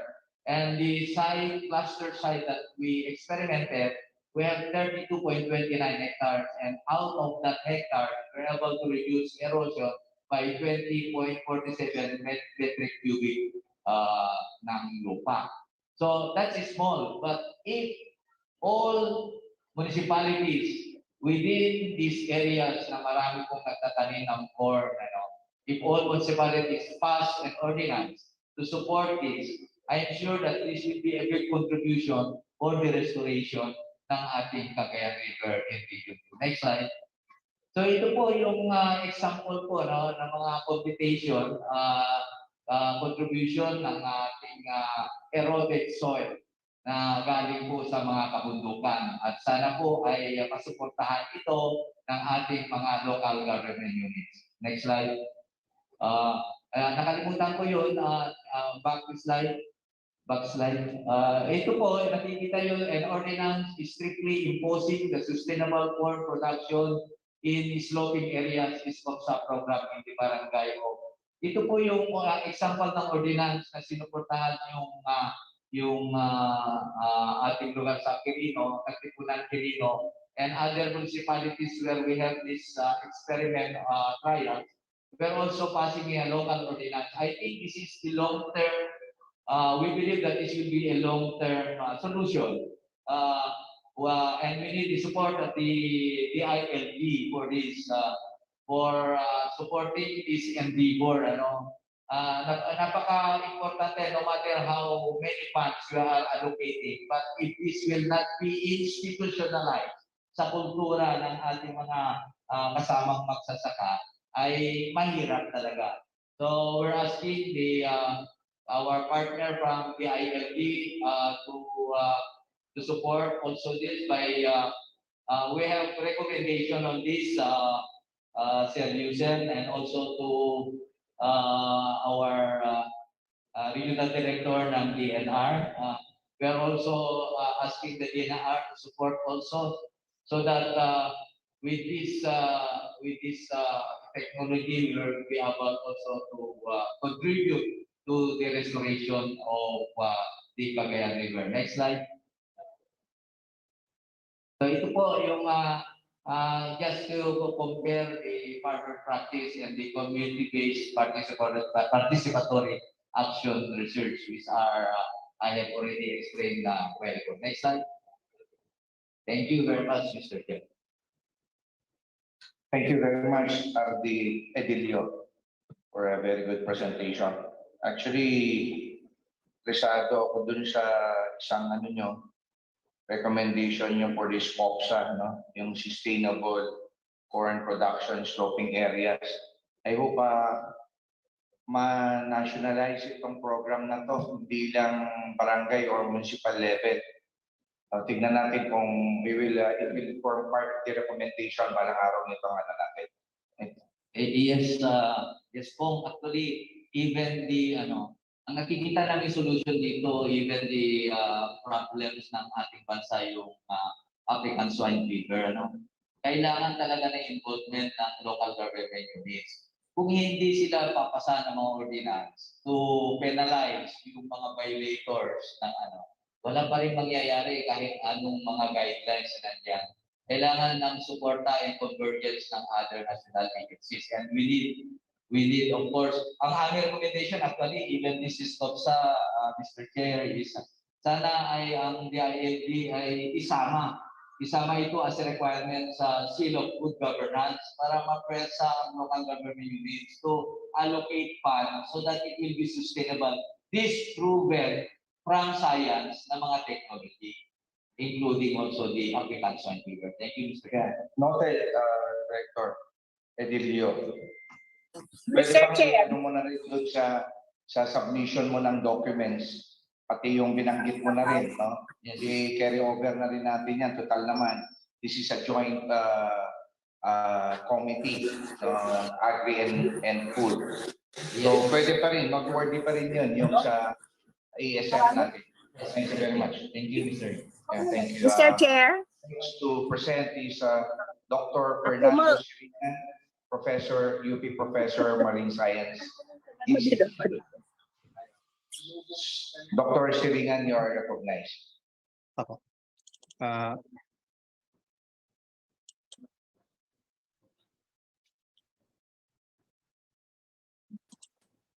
Magandang umaga po sa lahat.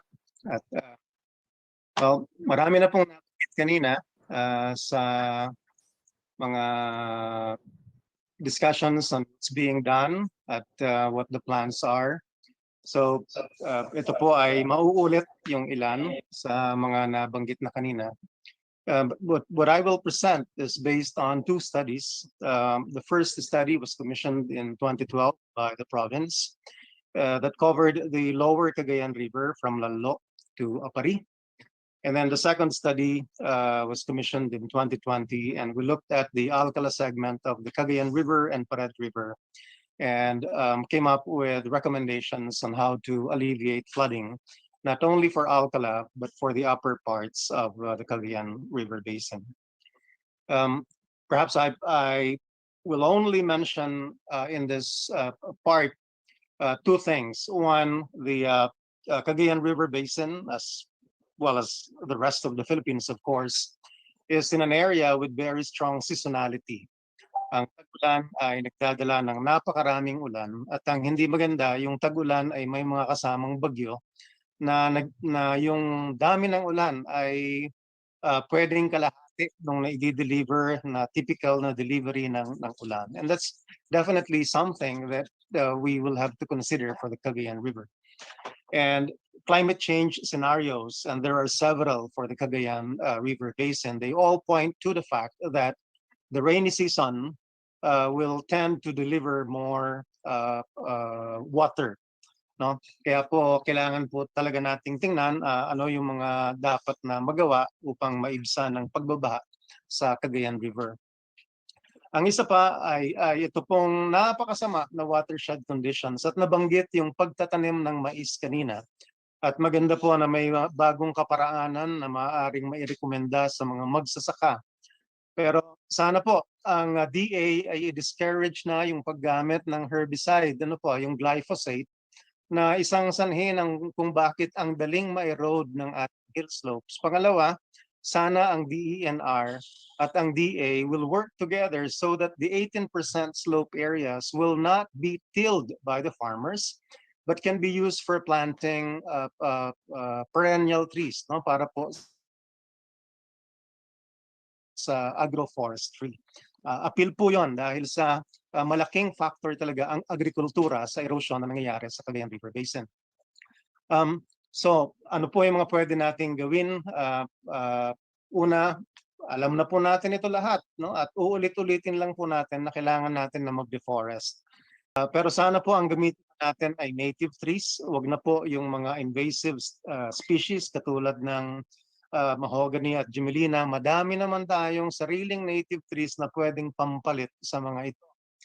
Agroforestry, sana po i-encourage natin ito, imbis na yung mga mais sa mga sloping areas, palitan na lang po natin ng fruiting trees, lagyan ng bamboo, ng citrus, cacao, kape at pepper. Yun pong hindi kada 4 o 3 buwan ay binubungkal natin ang lupa. Sana po gawin natin talaga itong contour farming at encourage natin ang farmers to do this. I have seen several sloping areas being tilled both in Amulong and in Alcala.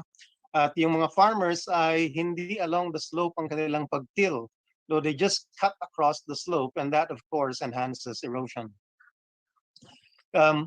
We should consider planting vegetation shields using native trees, including bamboo along floodplains, at the base of abandoned riverbanks, around communities, and in low-lying parts of the floodplain.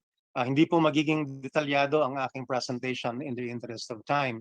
And I'm happy that Cagayan is one of the regions or the places with a lot of small water impoundments. And I'm happy to hear that the Department of Agriculture is planning on putting up a few more.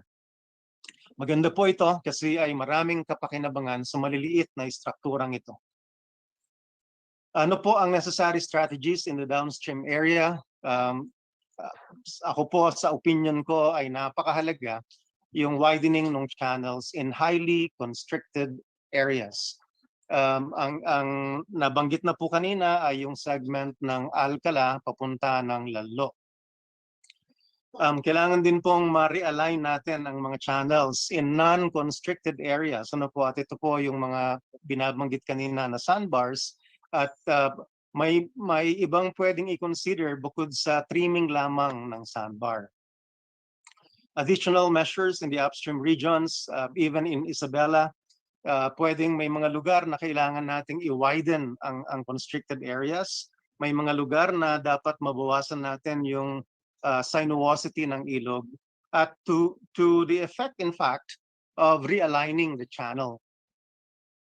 Larawan ito ng lumang pagbaha. This is 30 September 2011, but I want you to focus your attention to the left part of the figure. Dito po makikita nyo yung kulay pula, yan yung flood area. Pero may bahagi dito na walang flood area. That's yung portion bale papuntang Magapit from Lalo. There's also this portion just before the TUGUEGARAO area. Ang medyo up dip of it, dito sa part na to, Malawakang Pagbaha, dito ay makipot siya. Meron ulit dito, walang pagbaha, pero upstream may pagbaha siya. Because there are segments within the Cagayan River na constricted ang ilog. And those are portions that should be seriously considered for widening. Ito po, just a blow up of that area in the Alcala Amulong area. So we have this Chico River, this is Cagayan River, and Pared River is coming down here. Ang lawak-lawak ng pagbaha dito sa Alcala at Amulong, pero dito po sa bahaging ito ay ang konti kasi diyan ay makipot ang ilog at hindi walang malapad na floodplain. At ang kadahilanan ay dahil ang bato diyan ay matigas. Long time ago, far back as 1987, and I'm glad to see that DPWH is looking back at this proposal by JICA in 1987. As far back as 1987, it has been recommended that the segment from Alcala to Magapit be widened.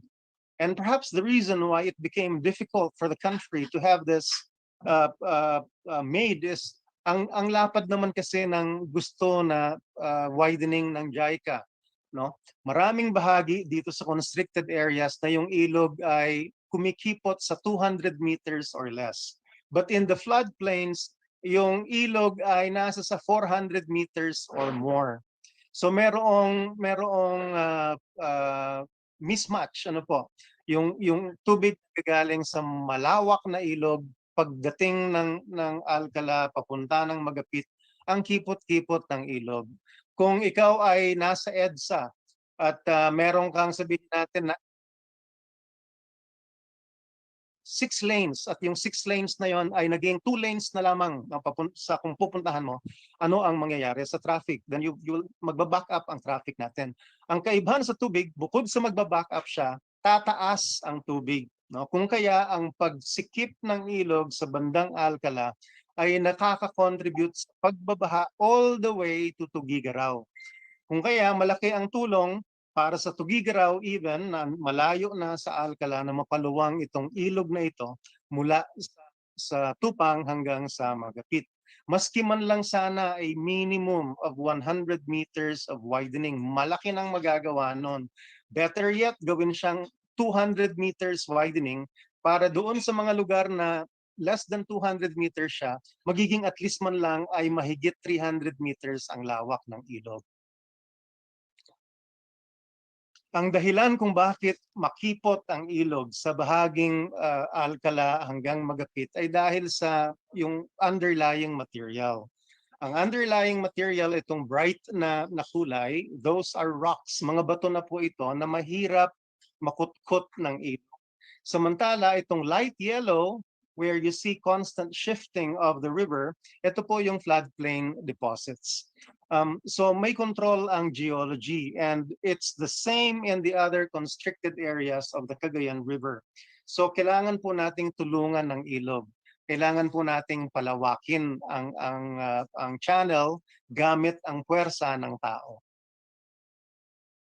Ano pa po yung mga pwede nating gawin? No? Kung pwede tayo namang magdagdag ng channel. No? Instead of widening for certain segments, we can construct additional channels. For example, this is in the Santo Niño area in Magapit. Pwede po tayong mag-cut ng channel dito, buksan ito para makatulong sa daloy ng tubig na dumadaloy dito. And then pwede nating pag-isipan, pwede nating pakinabangan ang channel na ito. Baka pwede natin siyang i-convert sa low-head hydropower na generation area. Katulad po nung ginagamit doon sa mga tidal na power generators. Existing naman ang technology. At dito bale, 24/7, madaming tubig ang dumadaloy, walang tigil, kung kaya pwedeng patuloy-tuloy din ang generation ng kuryente sa daloy ng ilog. Magagawa din po yan siguro kung pupunta tayo sa Magapit at ito ay recommendation din naman ng JICA doon sa kanilang 1987 study, pwede po tayong gumawa ng secondary channel. Base po doon sa 2012 na pag-aaral namin mula sa Magapit Bridge all the way to Apari, ang isang major recommendation namin is channel realignment. And this channel realignment will solve two things. First, a major problem in this area is riverbank erosion.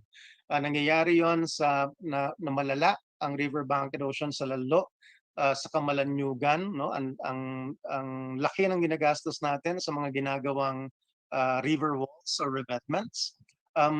Ang pwedeng gawin natin siguro at pag-isipan ng DPWH at sa mga ginagawa na ngayon na dredging doon ay i-consider natin na gawin nating mas diretso yung ilog at paluwangin siya. No? Mag-dredge tayo ng 800 meter wide na channel at it will cut through several sandbars. A large sandbar in Lalo, a large sandbar in Kamalanyugan.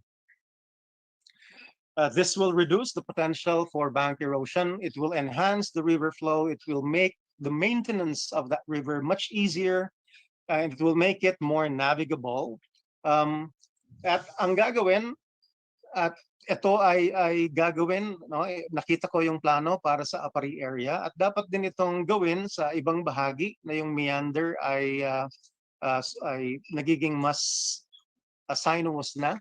Pwede nating punuan yung malalalim na bahagi para mailipat talaga yung channel. Oops. At yung sana hindi lahat ng buhangin na nakukuha ay inilalabas ng bansa.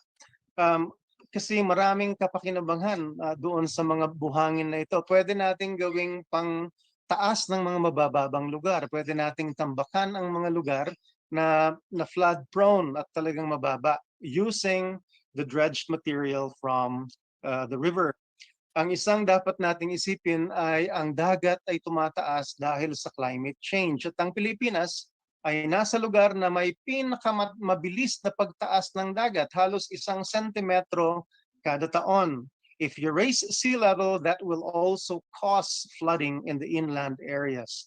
And therefore, there is a need for us to elevate the low-lying areas para po sa mga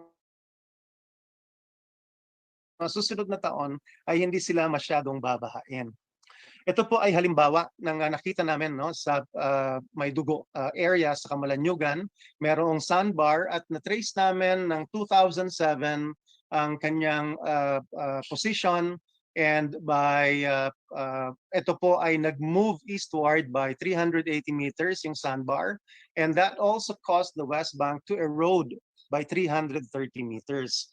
Kung kaya po nahihirapan din ang DPWH sa pag-maintain ng riverbank na yan dahil sa yung sandbar ay lumalaki.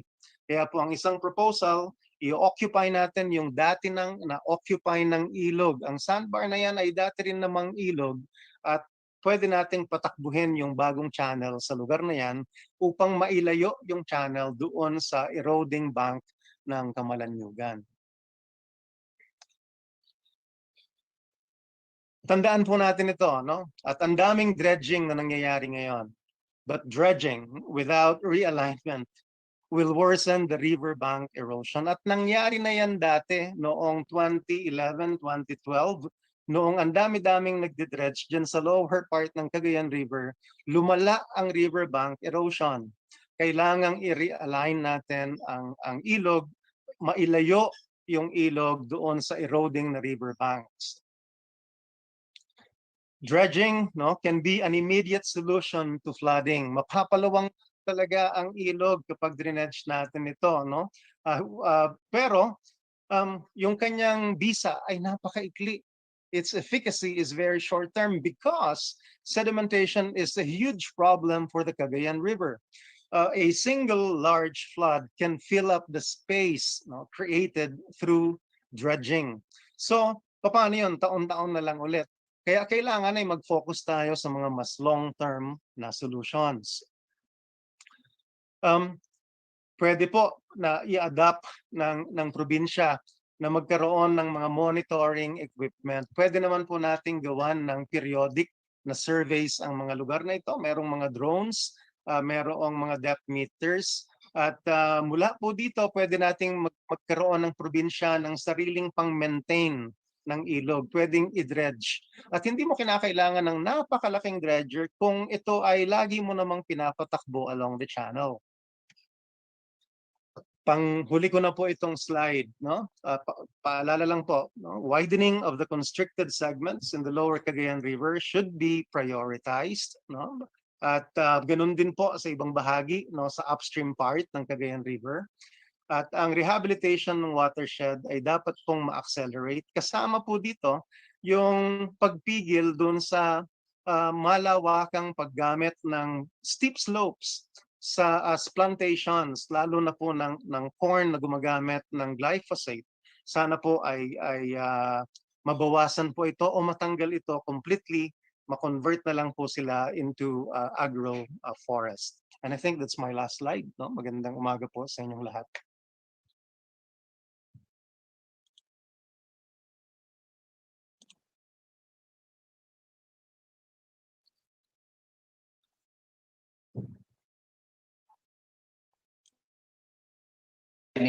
Presentation. Before we continue, quick interjection lang po kay from Congresswoman Banti Cuaresma. But before recognizing Congressman Cuaresma, I'd just like to recognize Representative Ronzalo for joining us. So thank you very much, Ronzalo. Kong Banti Cuaresma, you are recognized, ma'am. Yes, thank you. Thank you very much, Mr. Chair. Mr. Chair, can we now ask question? Pwede na bang magtanong? With regards to all the presentation, because I have two issues, Mr. Chair. Yes. Pwede na ba? Na mag-question and answer, ma'am? Yes? At this moment, dapat mamaya pa. Pero, Sige. I will just wait na lang my turn. Okay. Mr. Chair, mamaya na lang ako magtanong kung hindi pa po pwede. Ano? Okay, thank you, Mr. Chair. Thank you very much, ma'am. Next to present is the ILG, Director Luisen. John Luisen, thank you. You are recognized, sir. To normal chairman of both House Committee on Agriculture and some Quadrangle, to the honorable chairman of the KABILANG, to the mayors and the representative directors of agencies present here, to all of us, good morning. May I just present on the screen? Mr. Chair, this is the World Food Program's proposed programs and projects that will contribute to communities' adaptation and resilience to climatic changes. So we have water harvesting and storage activities, irrigation and drainage systems, land rehabilitation, land reforestation, land terracing, and some of the data under these programs and projects already presented by our partner a while ago. But under water harvesting and storage activities, way back in 2017, the department issued policies and guidelines on the construction of rainwater collectors.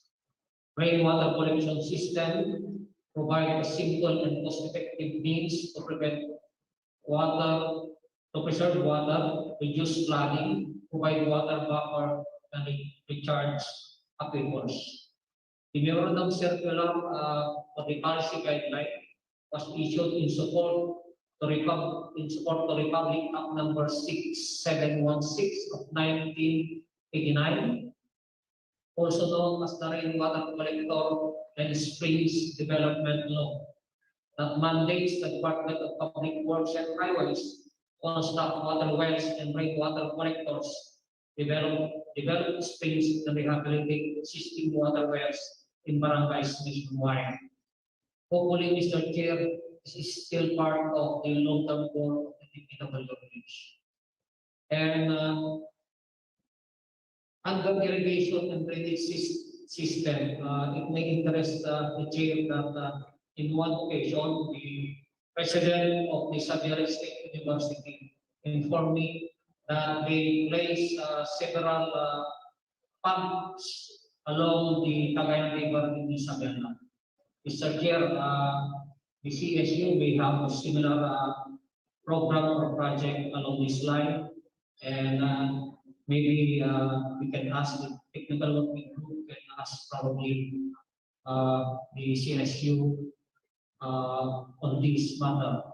The data as regards the programs and projects may be provided by our partner agencies on that format. So that ends my report from the IMG, Mr. Chair, and thank you. Thank you, Ardilius, and we will do that. Noted. Thank you very much. Next is OCD Director for Region 2, Leon De Guzman Rafael Jr. Sir, you're recognized.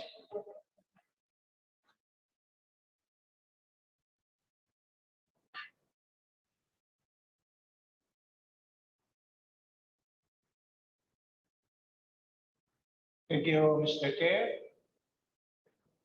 May I request our staff to share our screen or secretary?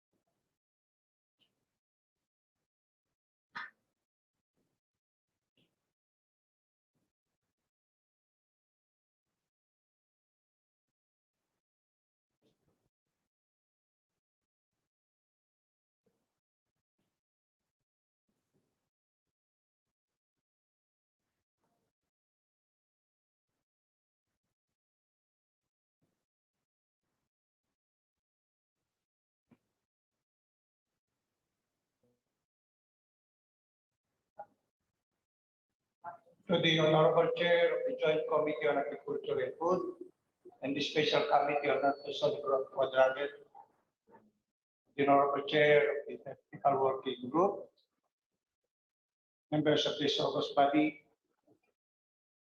fellow workers in the government service, friends from the media,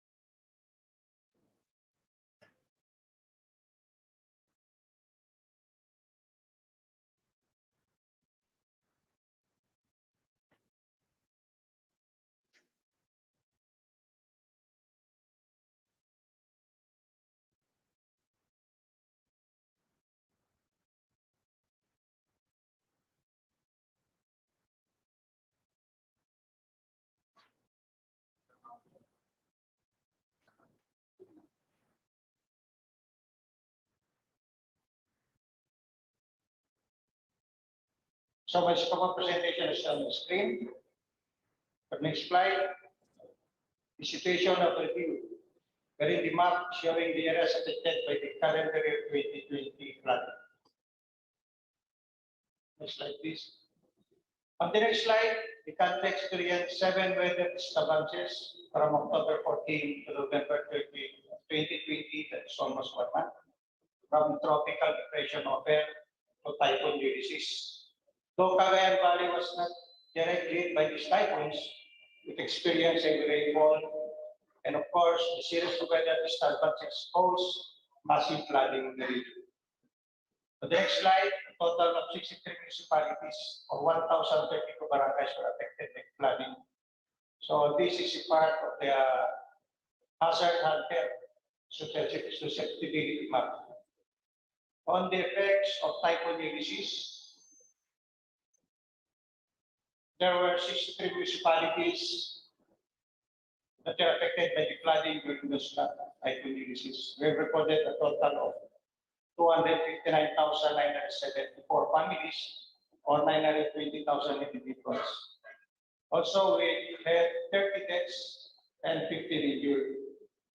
The amount of damage reported is at 8.056 billion pesos. Wherein we have 1.8 billion for agriculture, 80.1 million in fisheries, 5.8 billion on roads and bridges, 183.6 million on irrigation facilities. On roads and bridges, we have 66 national roads and bridges and 119 local roads and bridges. These were caused traffic due to landslide and flooding. Fortunately, the swift response from our partners from the DPWs and local government units, they immediately opened and made accessible to motorists. Now, the flooding assessment and analysis for the perennial flooding incident experienced by Cagayan Valley region. The table shows the susceptibility population flooding due to tampering, the engaged level recovery, based on the 2020 Philippine Statistics Authority population estimates and the LGB hazard hunter flood susceptibility assessment. So there will be an estimated 832,370 individuals that this has experienced flood event engaged tampering. So those are the areas that are prone to flooding. So one of the most common observations in the areas of the Cagayan River, so of course bank erosion, as intensively discussed by the DPWH, and of course, the recommended solutions are riparian project like cocoa planting and strict observance, the 20-meter easement zone, flood control projects should be strategically implemented. as these erosions cause sedimentation in the riverbed. But the drainage of the Cagayan River to the Babuyan Channel, especially in Apari, is also a problem because during flooding incidents, high sea level storm surges and strong ocean current impedes the drainage of the Cagayan River. Whereas the water dredging and passing on erections for dredge are proposed solutions. Of course, this has been also presented by the Marias and other such persons.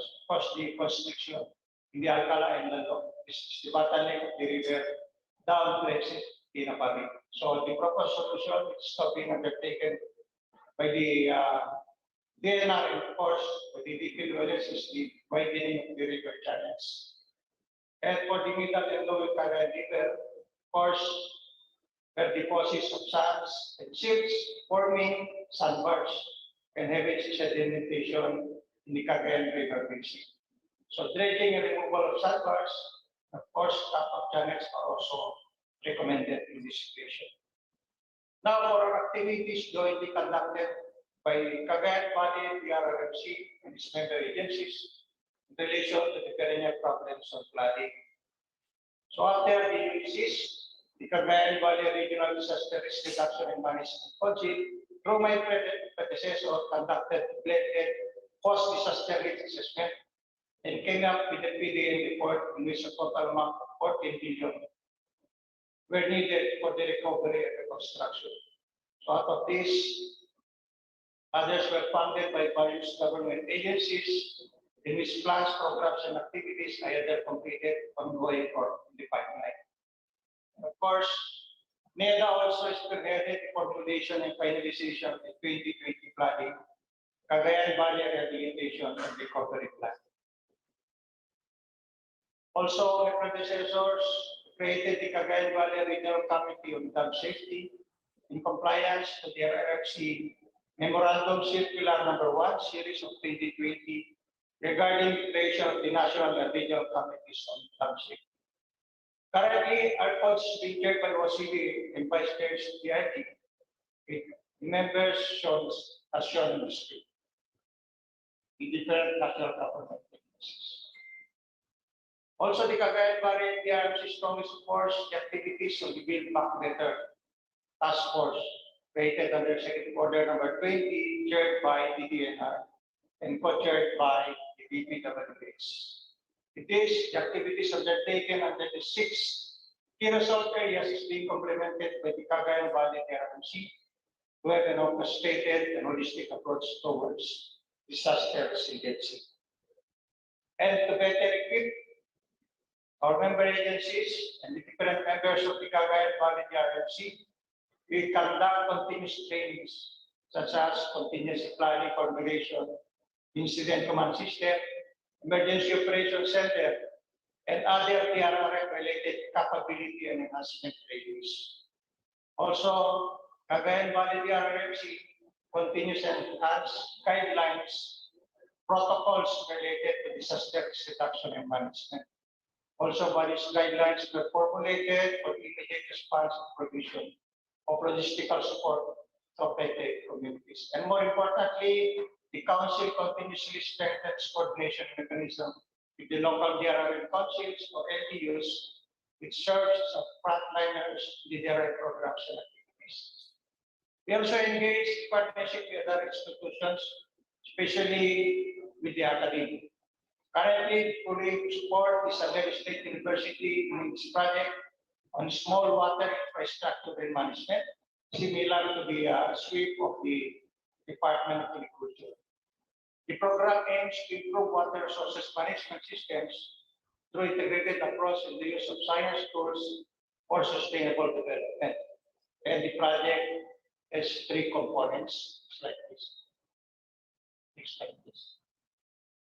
The smart water resources planning and monitoring, integrated assessment and analysis of hydraulic assets, the GIS-based decision support tool in managing, monitoring, and time intervention of water infrastructure for smart cities like Hawaiian City, and smart water control infrastructures for the effective irrigation management. So we have the duration of the implementation. To support the Sendero, the Cagayan Valley Directory also conducted various meetings and dialogues. This is with the ARCOS of the Regional Committee on Gun Safety. We also endorsed the proposal of the ISU entitled Rainfall Runoff Forecasting using multiple and symbolic technique for dam operations and flood advisory improvements in the Cagayan River Basin, particularly the Malawakang.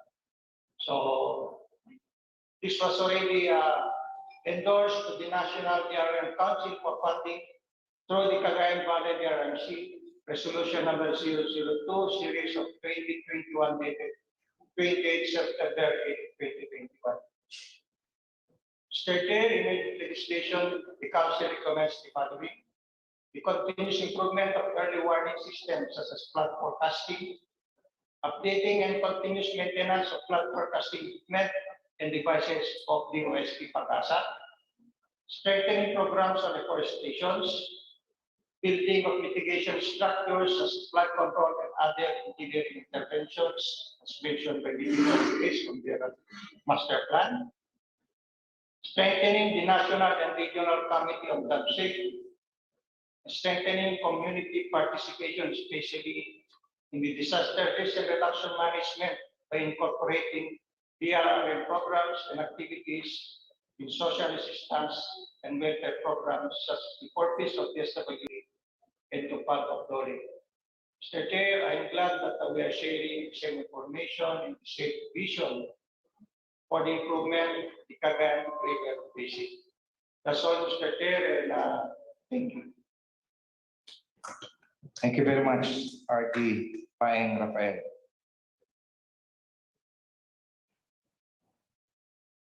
Next to present is via Zoom, OCD CAR, Regional Director Albert Mogol. Sir, you are recognized.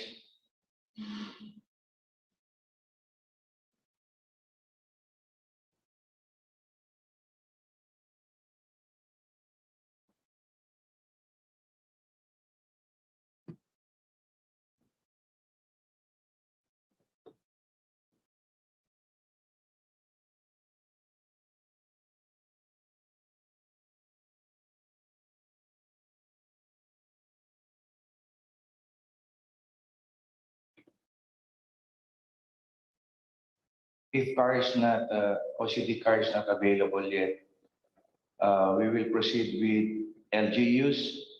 No, but before that, yung lunch natin, isi-serve na lang sa isa pag nagdagdag, may available naman po. No? So, I would like to recognize our Apari Mayor, Mayor Brian Delchan. You are recognized, sir.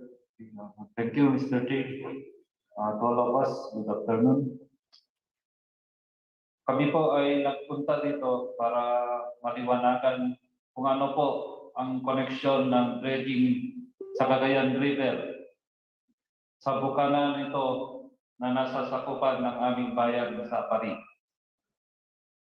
Sa presentasyon po ng DPWH ay napakalinaw na base sa pagsisiyasat o research study ng JICA ay identified ang mga cut-off areas kung saan nagkakaroon ng problema at nagdudulot ng pagbaha. Malinaw din na wala po sa nasasakupan ng Apari ang pagbaha. For flood mitigation and river controls, ang DPWH po ay siyang concerned agencies. Ang di pa malinaw ay kung bakit ang DENR ang siyang lead agency sa pagdedredge sa may bukanan ng Cagayan River. Maliban sa sinasabing restoration, di rin malinaw kung paano ito makakatulong ang pagpapalalim ng bukanan ito kung ang research studies ng JICA sa mga proyekto ng DPWH ay di kasama ang Apari o yung parte ng Cagayan River sa amin. Inaasahan namin ang committee ito ay makapagbibigay sa amin ng kaliwanagan kung bakit ang mouth of Cagayan River ay dinedredge when the study shows na di siya constricted gaya ng ibang parte ng Cagayan. Yun po ay hinahanapan namin ng kasagutan. Maraming salamat po. Thank you very much, Mayor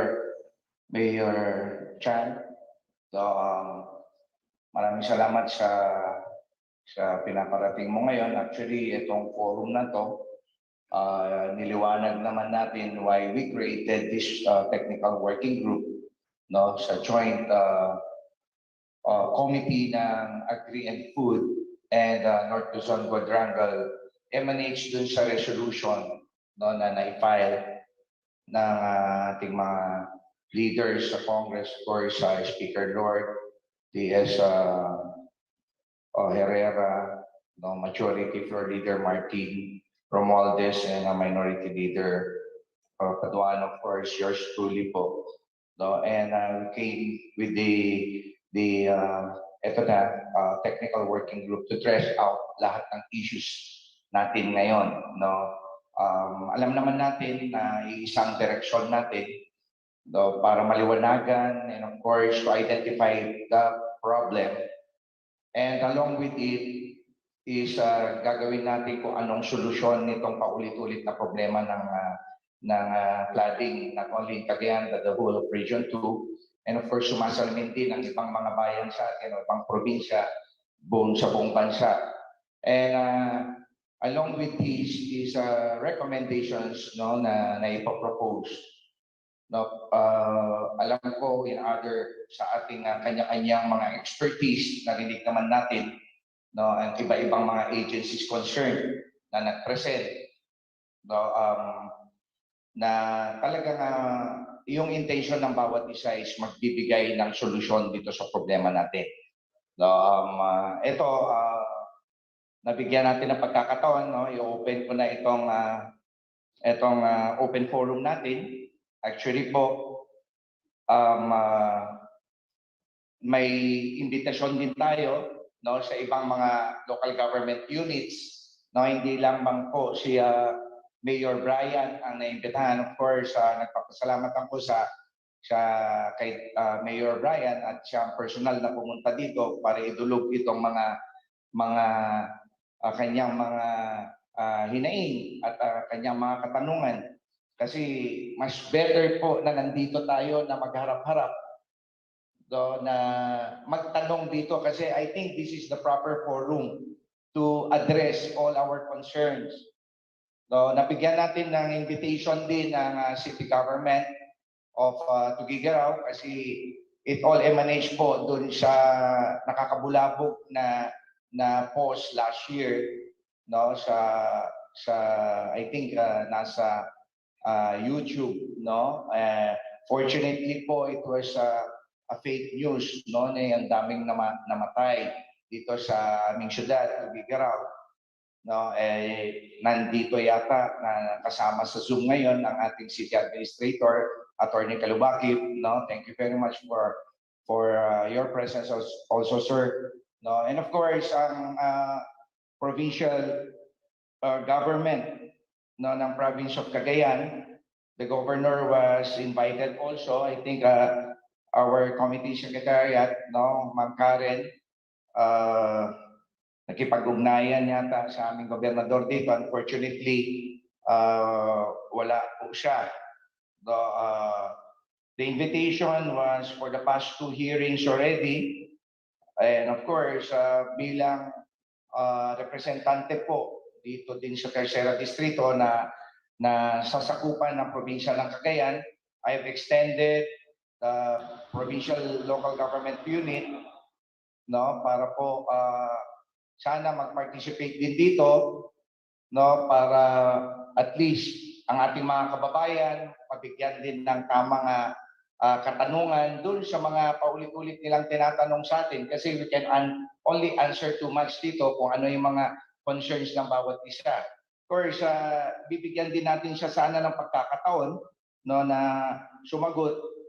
I hope lang na yung mga representante ngayon na pinag-attend dito will be able po na makasagot ayon sa stand ng provincial local government unit para mabigyan din ng linaw ang lahat ng mga katanungan. Kasi kung hindi naman po ang tanong nga nila is are they competent to answer questions and concerns?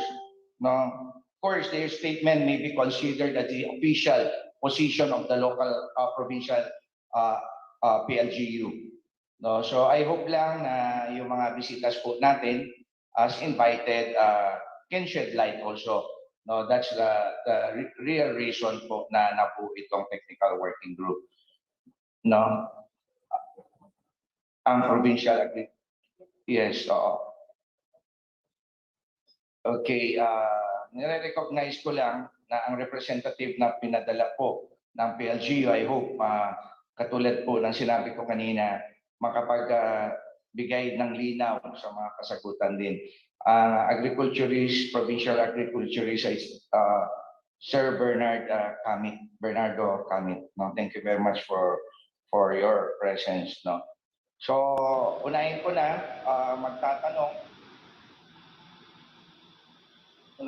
magtatanong if you are present, ma'am.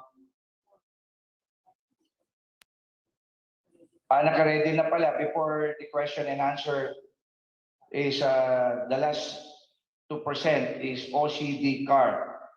Our Chief Operation Section ng OCD CAR, Sir Frankie Cortez. So, Sir Frankie, you are recognized. Maraming salamat po to our Chairperson, Sir Congressman Jojo Lara, sir. Magandang hapon po.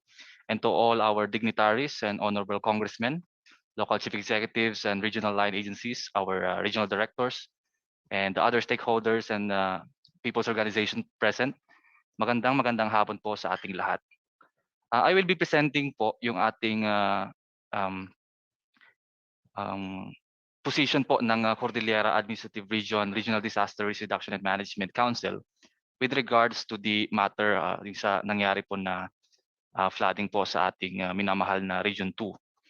So the scope of this presentation is the delineation of roles and functions on dams management, kung paano po yung sistema po ng dams management sa ating rehiyon, yung schematic diagram ng operational blend ng dams management at DRRM, at syempre yung status ng ating hydromet sensors sa Cordillera. So marami po tayong titignan na factors during our analysis noong panahon po ng kasagsagan at pagkatapos po ng ating Typhoon Ulysses. At ito po yung mga data na kung saan bago pa man po nangyari itong Typhoon Ulysses ay dinaanan na po tayo ng napakarami pang mga tropical cyclones base sa mga detalye na nasa screen po natin ngayon from October 18 to November 15, 2020. And also we have an active tail end of a cold front system during that time. At nakaapekto po ito sa mga northern part ng Luzon, like the province of Apayao, na nagbigay din ng additional water sa Region 2 through the TUGUEGARAO area. So next is that we also considered the orographic precipitation or yung tinatawag nating orographic effect na nangyari po since we have the Sierra Madre na talagang nagliligtas din sa other parts ng Luzon sa mga pagbabayo ng mga bagyo po, ay nagkaroon din po ng base sa aming analysis, nagkaroon din po ng orographic effect. Yung tubig po na dapat po ay dadaloy po sa ating area of responsibility dito sa Cordillera ay nagkaroon po ng ganitong senaryo. So nagkaroon ng downpour doon sa ulan na ibinagsak po ng Typhoon Ulysses during that time at dumagdag po ito sa tubig na napunta sa Region 2. Talagang marami po tayong tinitignan na effects and reinforcements kung bakit nagkaroon ng massive flooding. Dito po sa Cordillera Administrative Region, since we have already established our Regional Dam Safety Committee, meron po kaming sinusunod na na protocol na base naman po sa mga presentation ng mga ibang kanina ay meron pong focus sa ating community-based alert system. So dito po kasi sa Cordillera Administrative Region, meron po tayong binabantayan na ang Buklaw Dam at Binga Dam na sa normal operations po ay hinahawakan po ito ng SNAPB. At kapag meron po tayong trigger, meron po tayong mga tropical cyclone or inclement weather na binabantayan, ay nata-turn over po ang management na ito sa NAPOCOR. And any information po na nire-release po ng NAPOCOR, mga alert systems ay through the Cordillera RDMC ay talagang dinadaan natin yan sa emergency broadcast system natin through text blast, SMS, social media, coordination sa mga lokal na pamahalaan at mga barangay po natin, crisis communications at pagkatapos po niyan ay talagang pinagpaplanuhan po yan. We are trying to heighten our status here in the Cordillera Administrative Region just to call out all stakeholders of the council, including our local DRM councils to effectively execute yung mga measures and protocols na nakasad po dito sa ating screen ngayon. And also sa ating para lang po maiba yung magkaroon ng separation yung damage management at DRRM. Dito po makikita natin yung we have an existing system just to provide our constituents, our kababayan in the Cordillera Administrative Region, especially sa mga madadaanan po ng pag-release ng tubig. So we have also coordination na ginagawa sa mga OCD counterparts natin sa Region 2 and Region 1 kapag meron na po tayong mga release ng tubig dito po sa Ambuklaw at Binga Dam. So doon sa sinubmit po namin na position paper sa ating secretariat po, nakasaad po doon yung mga recommendations ng Cordillera RDMC at kanina nabanggit na po yung dalawa, yung sa ating flood control system, yung ridge to reef approach natin from we are looking at the upstream down to downstream.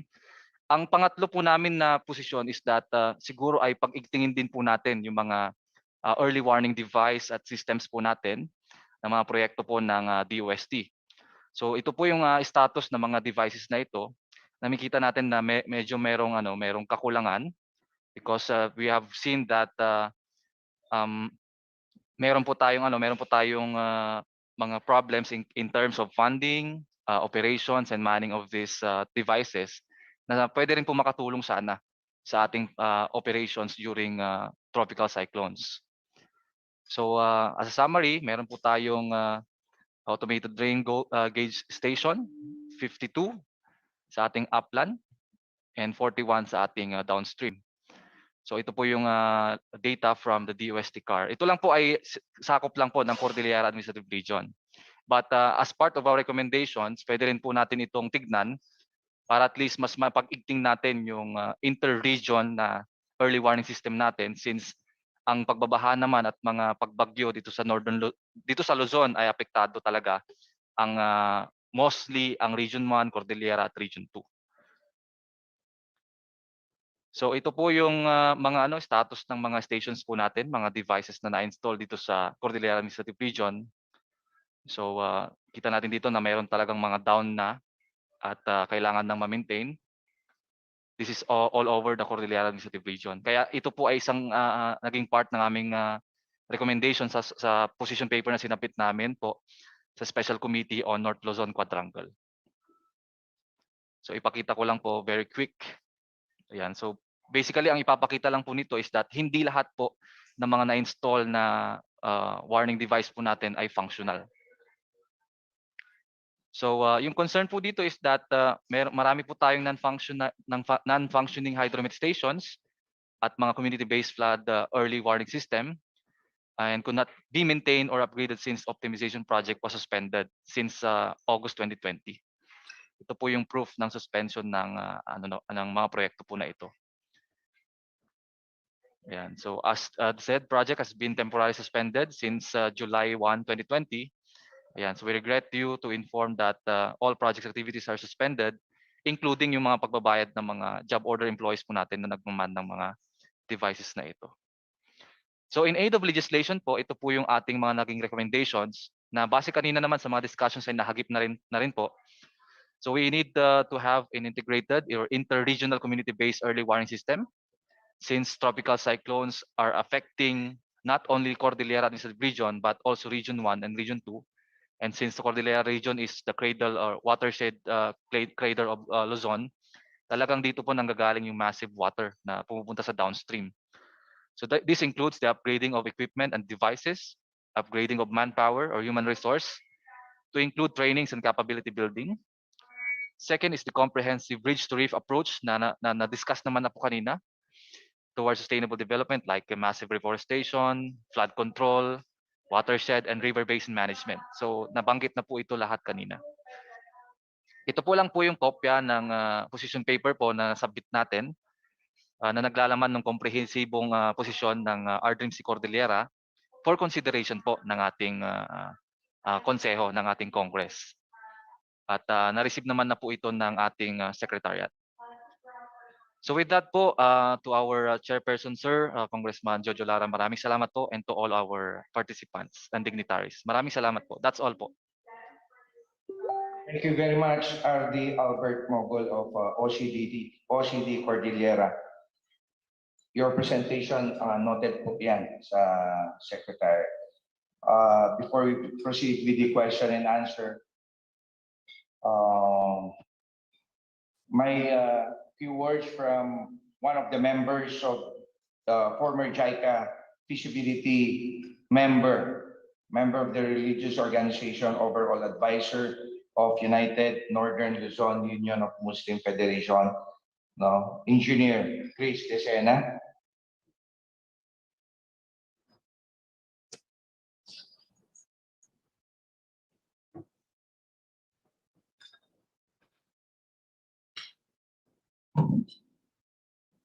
Good morning. I recognize the presence of our political leaders, our legislative members. I recognize also representatives, executives from the government agencies. I am Engineer Chris Desena, a former employee of the PWH and a member of the JICA team who conducted the holistic study of the Cagayan River Basin. It is still clear on my mind the recommendations and conclusion of our team when we brainstorm and steer the enumerations of the projects, 1987 projects, wherein it is a follow-through during our conduct in the lower Cagayan River feasibility study. And therefore, not all projects in the 1987 enumerations were being absorbed or being included in our final study, the study for the feasibility of the lower Cagayan.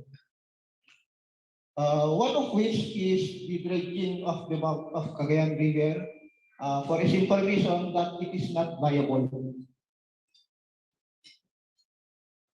I agree that there are projects like cut-off channels, which are priority projects, and the first priority project is the widening of the Nasiping to Magapit simultaneously with the bank protection works.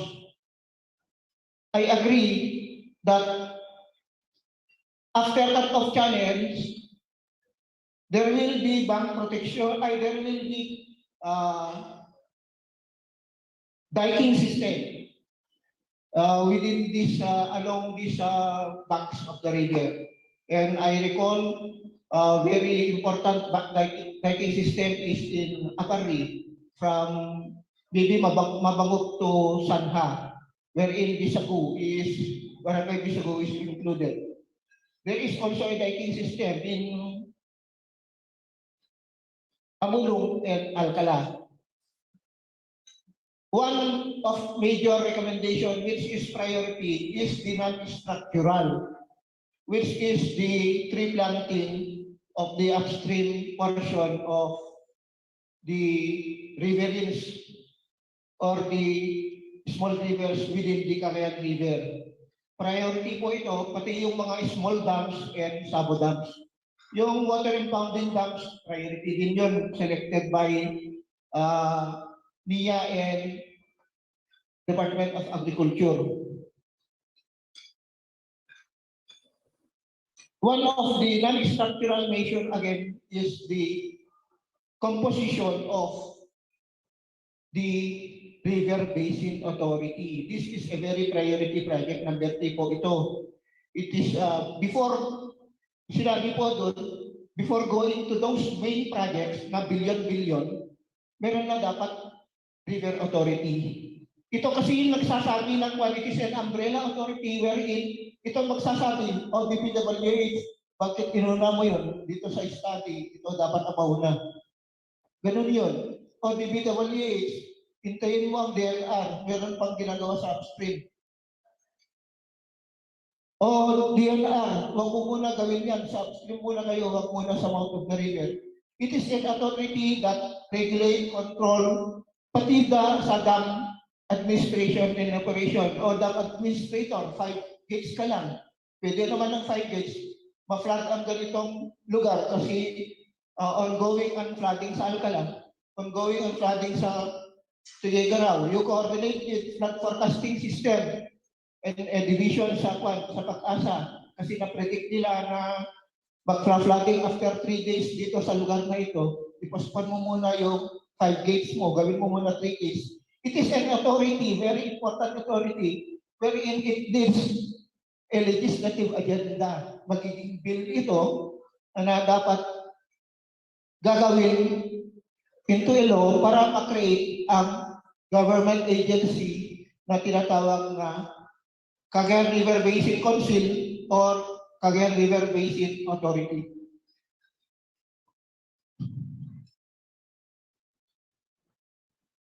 With regards to dredging na it was raised by Honorable Mayor,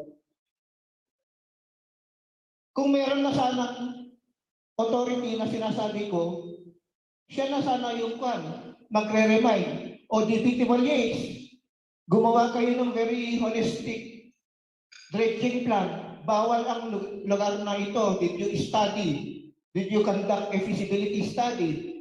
Bawal ang sandbar sa Bisagu. Matatamaan sila sa storm surge. Bawal ang sandbar sa Nallo. Did you conduct your saline intrusion study? Papasok yan sa Makapit Pump Station. Yung alat niya, masisira yung agricultural land sa coverage area niya. With that authority, hindi po mag-a-action ang agency parang clearance kung hindi niya na steer o in-study rin ng experts nila.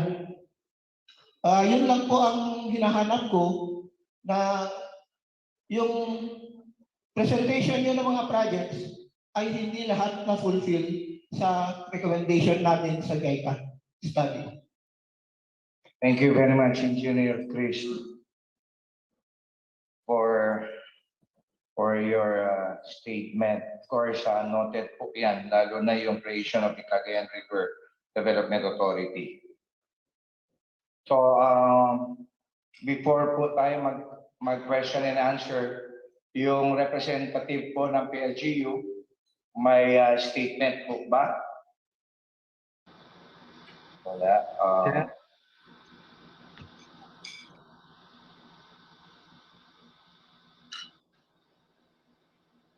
Saan?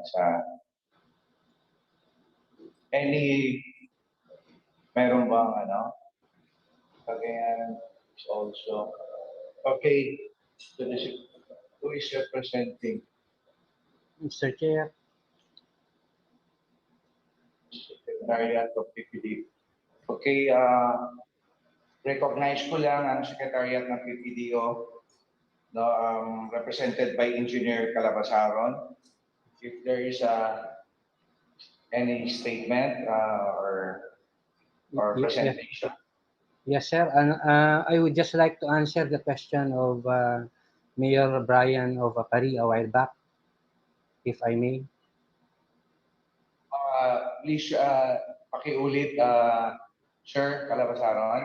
Yes, sir. Meron pong question kanina si Mayor Brian of Apari, sir, and I think that needs some answering. Can I answer that question, sir? Mamaya, kung may statement sana kayo na pero yung question and answer mamaya, i-recognize ka din namin mamaya, Sir Calabasara. Okay, thank you very much, sir. Yeah, thank you. So we'll go to open forum.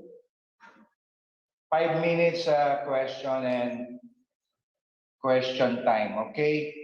Start ko lang unahin ko na Congresswoman Banti Quaresma of Vizcaya. Ma'am, are you still there?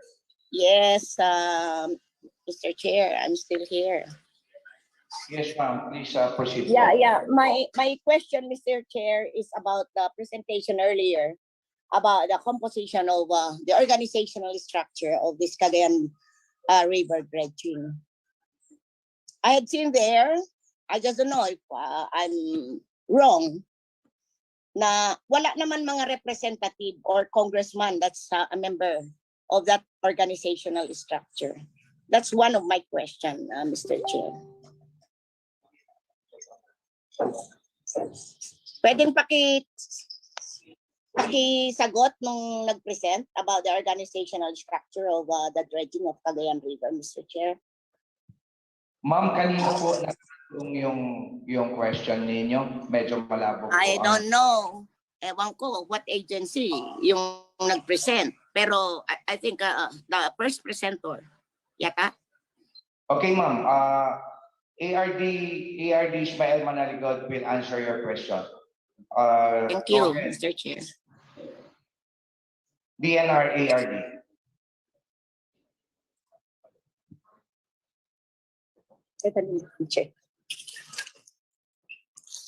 Hello. Thank you for that question. Sir Chair, to answer for the question of the Honorable Representative Quaresma, ang Department Administrative Order 2020-07 po, ang sinasaad po dun yung pinresent po natin kanina na present structure po ng Interagency Committee. So we welcome po yung statement po ni Representative Quaresma and ipaparating po namin sa aming tanggapan sa Central Office yung kung paano po ma-include ang other representatives for the amendment of the department order. Because as it stands right now, yun po yung nakasaad po sa Department Administrative Order na in-issue po noong 2020 yung present na structure po, which is chaired by the governor of the province that requested for the river restoration, with members from the DNR proper, from the MGB, from the DPWH and EMB. However, dun po sa Cagayan, specifically, nagtayo po ng technical working group ang Interagency Committee that added additional representatives from line agencies as well as the local government unit of Apari and the other LGUs during the monitoring and supervision of the dredging operation. So they are present po dun sa monitoring and supervision of the dredging operations. So yun po yung ginawa ko na. Okay, so thank you very much, Mr. Chair. Where do you get the funding for this Cagayan River basin? I mean, Cagayan River dredging. Saan sila kukuha, Mr. Chair?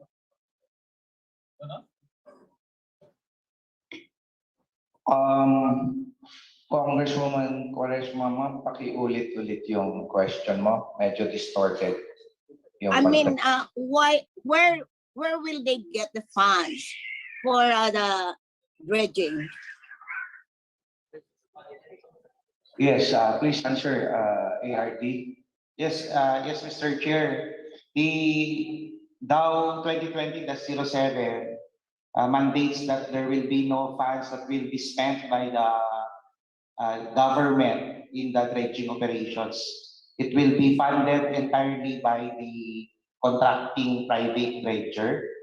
Of course, they are not free from the payment of excise taxes, quarry taxes, supervision fees, and the impositions of the government like the Philippine Ports Authority, Bureau of Customs at the local Okay. government. Okay, thank you, Mr. Chair. So in other words, there will be no funds coming from the national government that shall be spent with this dredging activity in the Cagayan River. Am I right, Mr. Chair? Yes, yes. How far have you gone, Mr. Chair? An additional question. How far have you gone? How many percentage? Because I think the project already started. Am I right? Directed to you, ART. The Yes, question. as reported a while ago, the extracted dredge material is at present is 451 cubic metric tons and cubic meters, and the DPWH may also clarify up to what extent in the river dredging zone na nakapasok po yung navigational channel yung Okay, Mr. Chair, how many metric tons will be extracted from this Cagayan River project?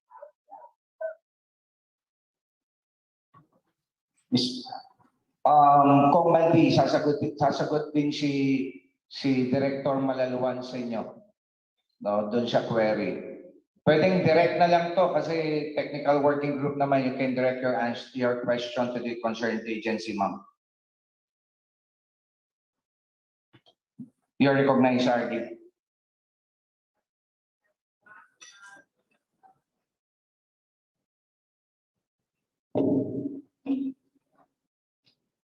Good afternoon, everyone. With regards to the road dredging of the navigational channel, we have to dredge about 3 million cubic meters, and the accomplishment now is about 451,000 cubic meters. About 15% already completed for the navigational channel. Okay, thank you very much, Mr. Chair. One question that I would like to ask, because in the previous meeting that we had, I do not know why Nueva Vizcaya was not a part of this Cagayan River dredging. Kasi kung hindi kayo mag-dredge dito sa Nueva Vizcaya, pupunta rin lahat ng,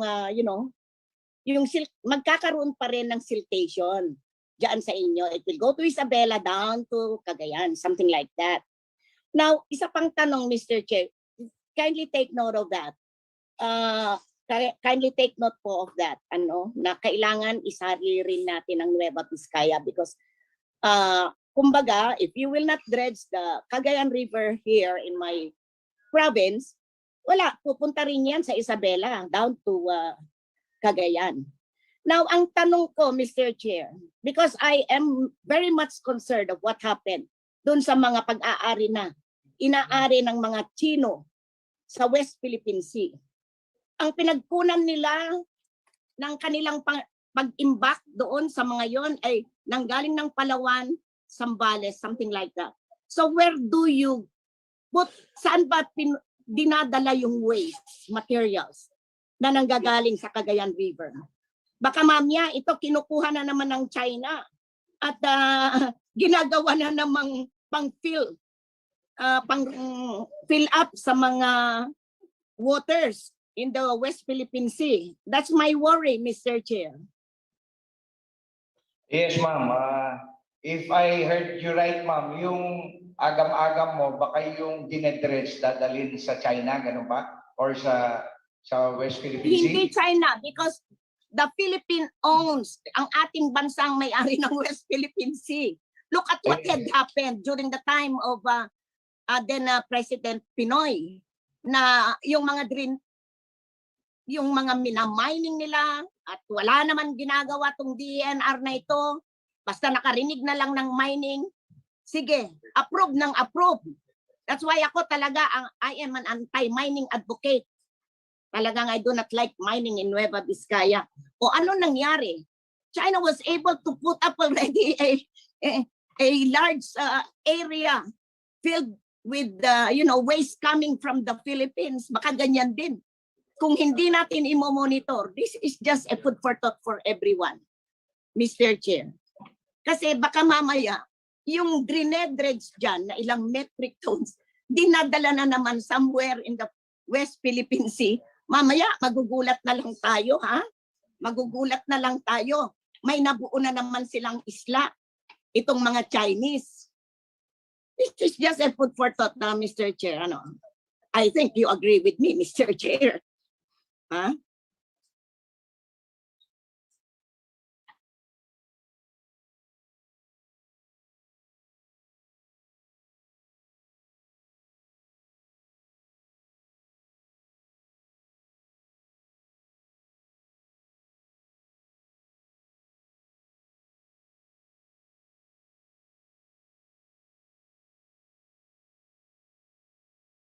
Typically will not be used for island building in the West Philippine Sea.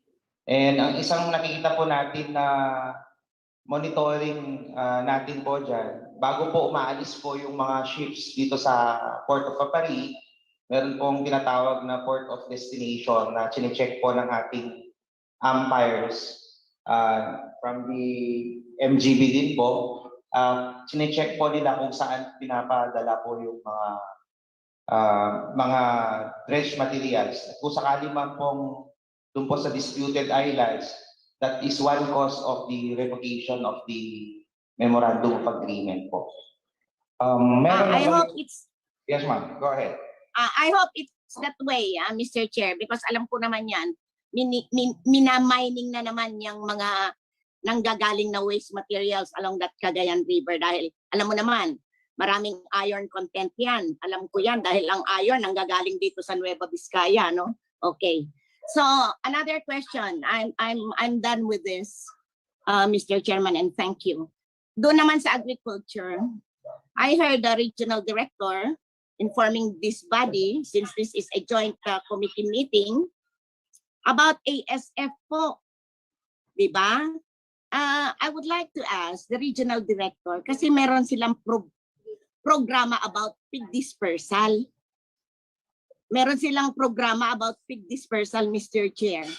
Anyway, this will be my last question. And ang Nueva Vizcaya is one of the recipients of this particular program of the DA. But it's so sad to, it's a very sad experience on the part of the province of Nueva Vizcaya.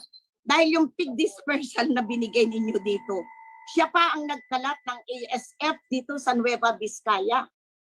Take for example, yung nangyari dito sa Bambang, Nueva Vizcaya. Ano? Yung mga maraming baboy ang sinunog dahil yung mga binigay ninyong pig dispersal, piglets, yung mga piglets, meron contaminated with ASF. Kaya tuloy, ang daming mga baboy na sinunog na mga ano. And another question, sino ba ang bumili ng baboy? Pangalawa, sino ba ang recipients ng mga baboy? Pwede bang ang mga municipal officials, local government officials, maging recipient ng mga piglets? Diba yan para sa mga tao, hindi para sa mga opisyal? Kindly look into this, otherwise I'm going to bring this to the national media. Mr. Chair, bakit nag-disperse ang Department of Agriculture ng mga piglets na may ASF? That's one. Pangalawa, bakit dito sa Nueva Vizcaya, mga local officials ang binigyan ng dispersal ng mga piglets na yan? Gusto ko ng kasagutan na Mr. Chair ni Regional Director Edilio. Director Edilio, please answer. Yes, Mr. Chair, Honorable Congressman Cuaresma. First of all, yung unang tanong niyo no, na bakit yung isang supplier ng repopulation o sentineling ang tawag yun, yung pang-testing, ay nagka-ASF. Ina-admit namin yun na Congressman, woman, that yung naging supplier yan ay galing naman sa, base sa dokumento, galing naman sa ASF-free na bayan ng Bisaya. Kasi wala nga tayong pinag-unan dito sa na ASF-free piglets. Sa dokumento, ASF-free, pero nung pagdating, na pang out natin through ating CPCR, yung pang-testing ng ASF na naging positive. Pero ito ay, I think, 3 barangay, ay isa nga doon sa bayan ninyo sa Bambang. At kaagad, in-evaluate natin ito, pinadala natin ang BAI at saka yung mga vet specialist sa ASF at found it positive. Terminate kaagad as a penalty yung nag-supply. Terminate yung kontrata at penalize natin na papalitan yung mga nabigyan ng baboy ng sentinel o pang-testing. And we are very sorry talaga kasi yun din ay dumaan sa checkpoint. Yung checkpoint natin sa Nueva Vizcaya at they were not able to kasi yung kakulangan din ng instrumento. But we believe na yung dokumento kasi from the origin, ganun naman ang sinesertify ng origin ng probinsya na yun na ASF-free. So, yung pangalawa, yung sabi nyo na bakit mga opisyal, ay merong opisyal na nakakakuha. Ito po yung listahan ay hindi po nanggaling sa DA. Ito po ay convergence na listahan during the calling, yung pagpatay, kasama ng LGU, PLGU, at sila po ang origin ng mga listahan. Kasama din ng DA during the calling na na-identify yung mga recipient. So, ang recipient lang dapat ay ang mga backyard raiser. Ang definition ng backyard ay up to 20 heads na grower o patabahin at hanggang 10 lang na inahin or breeder. Yun po ang definition ng backyard. So, kung merong official noon na it falls to that criteria, ay qualified po na mabibigyan din ng sentinel o yung pag-testing ng ating ASF sa population, ma'am. Mr. Chair, thank you very much, Mr. Chair and RD Edilio. So in other words, qualified yung municipal mayor namin dito sa Bambang na makatanggap ng akala ko ba itong piglet dispersal ng Department of Agriculture ay para sa mga hirap, para sa mga talagang nangangailangan, particularly in this time of pandemic, talagang ang hirap ng buhay ng mga tao. Kung po pwede pala ang mayor, papaano na lang yun? Kawawa naman yung mga ibang mga mamamayan na gusto rin. Kung ang ipra-priority ninyo ay mayor, vice mayor, paano na lang yun? Dapat hindi ganun ang patakaran ninyo. I'm going to discuss this with Secretary Dar. In as much as alam niyo naman, I was the one who defended your budget, defended the budget of Department of Agriculture sa plenary. May sasagutin na naman tayo sa mga makabayan block about what had happened in my municipality. Bayan ko pa yan, where I had served as mayor for 10 years. Tapos sa bayan ko pa nangyari yan na magbibigay kayo sa isang opisyal ng piglets. Dapat hindi mga opisyal ang dapat na mabigyan. Dapat ang mamamayan na hindi connected with the local government or national government. This is a lesson. Sana pag-aralan ninyo yan, Regional Director, because it's unfair to our taxpayers na yun nang sumasahod ng malaki. Sila pa yung yun lang, Mr. Chair, and good afternoon. Thank you very much, Madam Panti. Ma'am, bonus mo na yun, ha? Nasa dredging tayo. Yeah, thank you very much, ma'am, for your time. Course, no, Mr. Chair, yeah, kasi kanina, it was presented about the ASF. That's why nag-ano na ako. Now, I would then suggest, Mr. Chair, that in this small in this North Luzon Group Quadrangle, we invite Yes. itong DA, hindi lang DA, even DSWD. Dahil marami rin akong itatanong sa DSWD. Thank you, Mr. Chair. Okay, ma'am. Thank you very much, Apo. Thank you. Next to ask question is yung ano kanina, balikan ko lang yung follow-up ko lang dun sa dredging. No, yung mga dredge na tinanong ni Congresswoman Banti Quaresma, Director Maeng. Pagka dredge, sabi mo kanina meron direksyon papunta. No, kung pupunta yan sa ibang bansa, 'di ba, madalas sabi mo or nandun sa kontrata is other countries pupunta. Kaya pinapa-amend nyo ngayon na kung pwede pati sa local requirement na natin baka kakailanganin sa ibang mga probinsya. Tama ba ako doon? Yes, Mr. Chair, there is a clamor for the domestic requirement for dredge material. So local. Okay. Kanina sabi ni Kong Banti baka magamit pa ito for building up another structures, no, or mga tayo ng mga ibang isla along our disputed areas. Ayun, dahil may direction naman nito nakalagay kung saan pupunta. Ang tanong ko lang, yung monitoring ba pag sinabi dadalhin sa ganitong mga area o ganitong mga country, meron binabalik sa atin na confirmation how we will na ma-confirm natin yung mga dinadala sa ibang lugar. At saka of course, nakailang biyahe na ba itong pinag-uusapan natin? Sir Chair, i-direct ko po yung pagsagot kay RD Mario Anchetas. Yes, tapos i-diretso ko na rin, Director Mario, kasi nabanggit ni Director Lori kanina, 50% of the volume ng navigational route. Tama ba? 1.5 pa lang. 1.5 pa lang, no? So, yung navigational route pa tayo. Okay, can I have your answer, sir? Yeah, thank you, Honorable Chair.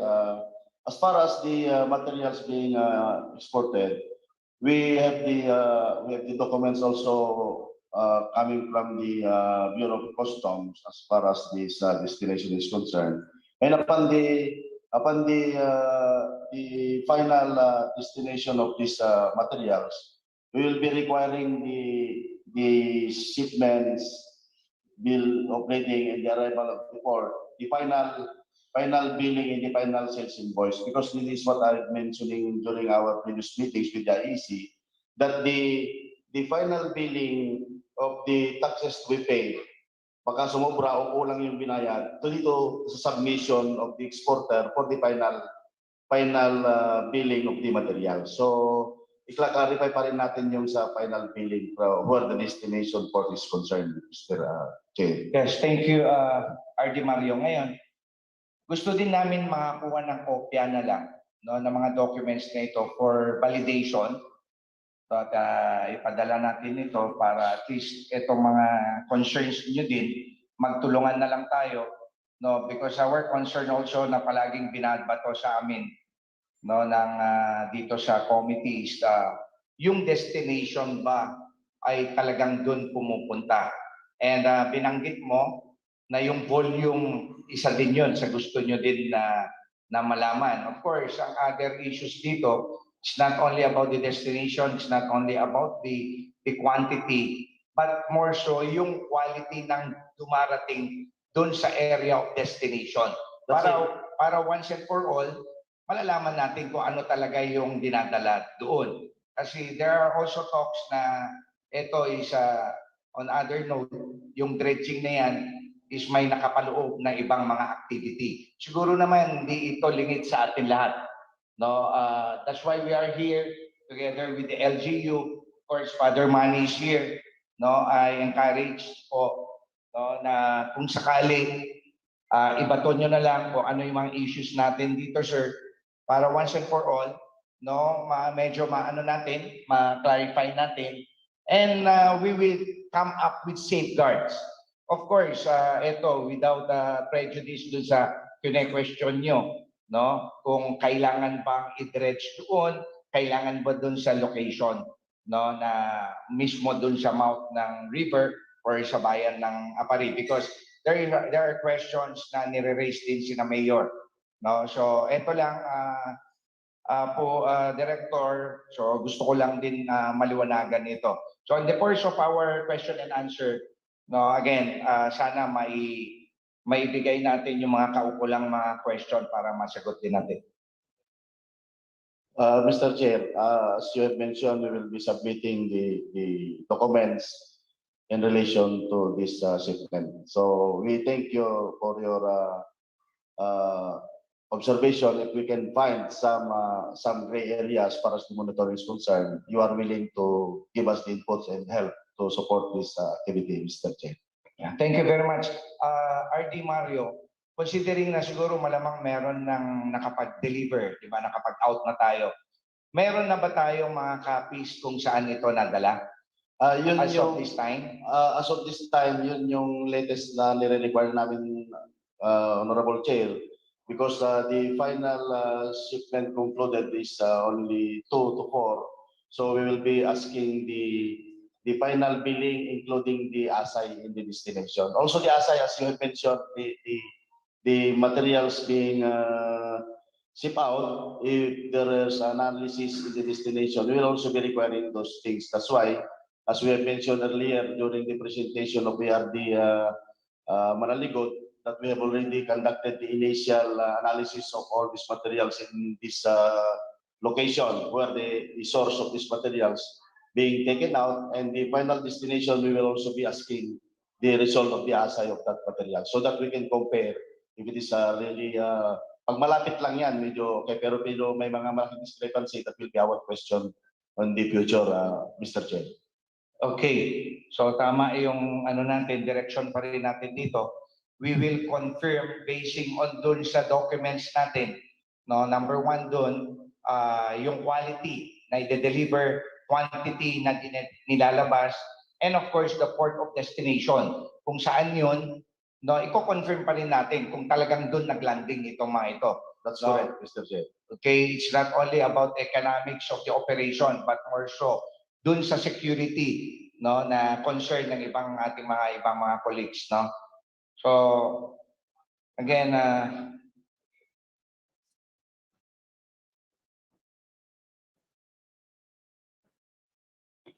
as of this time, sir, yung mga nagbiyahe, meron na ba tayong confirmed destination? Mr. Chair, so far yung dalawang nauna, yun pa lang lumalabas, but we still waiting for the submission of the documents, including the ASAI results. Yes. So, nung nagbiyahe ang mga ito, sir, hindi nilalagay yung destination ng mga unang biyahe?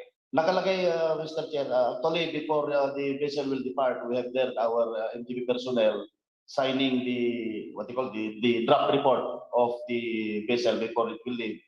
Also, our personnel will be doing the signing in that documents. So, nakailang biyahe na ba sila?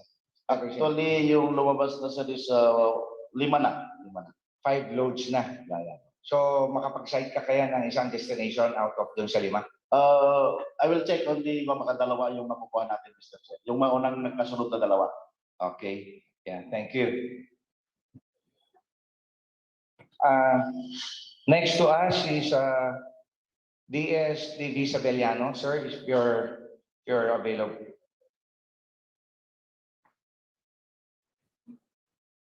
DS DB. Thank you, Mr. Chair. Happy birthday, Apo. Colleagues, fellow workers in government, naimbag nga malamdamin na po. Congratulations, Mr. Chair. At least nagawa na tupad na itong ano mo, itong hearing na to na matagal na nating daming beses na postponed. Anyway, Mr. Chair, yung issue dito, di ba, it's about the flooding of Cagayan River. Pero hindi ko na yung report ng RBCO. Yung River Basin Coordinating Office, wala silang report.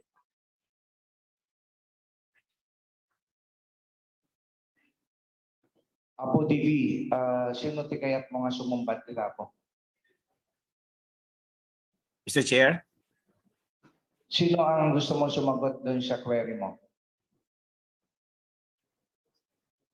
Hindi masyado marinig.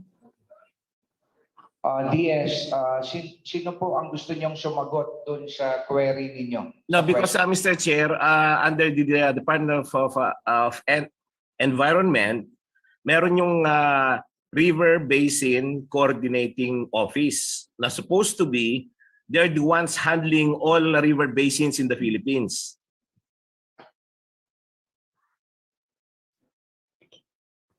Right. Is the director of our BCO present? Yes, sir. Good afternoon. Nelson Durospe, Detoya po.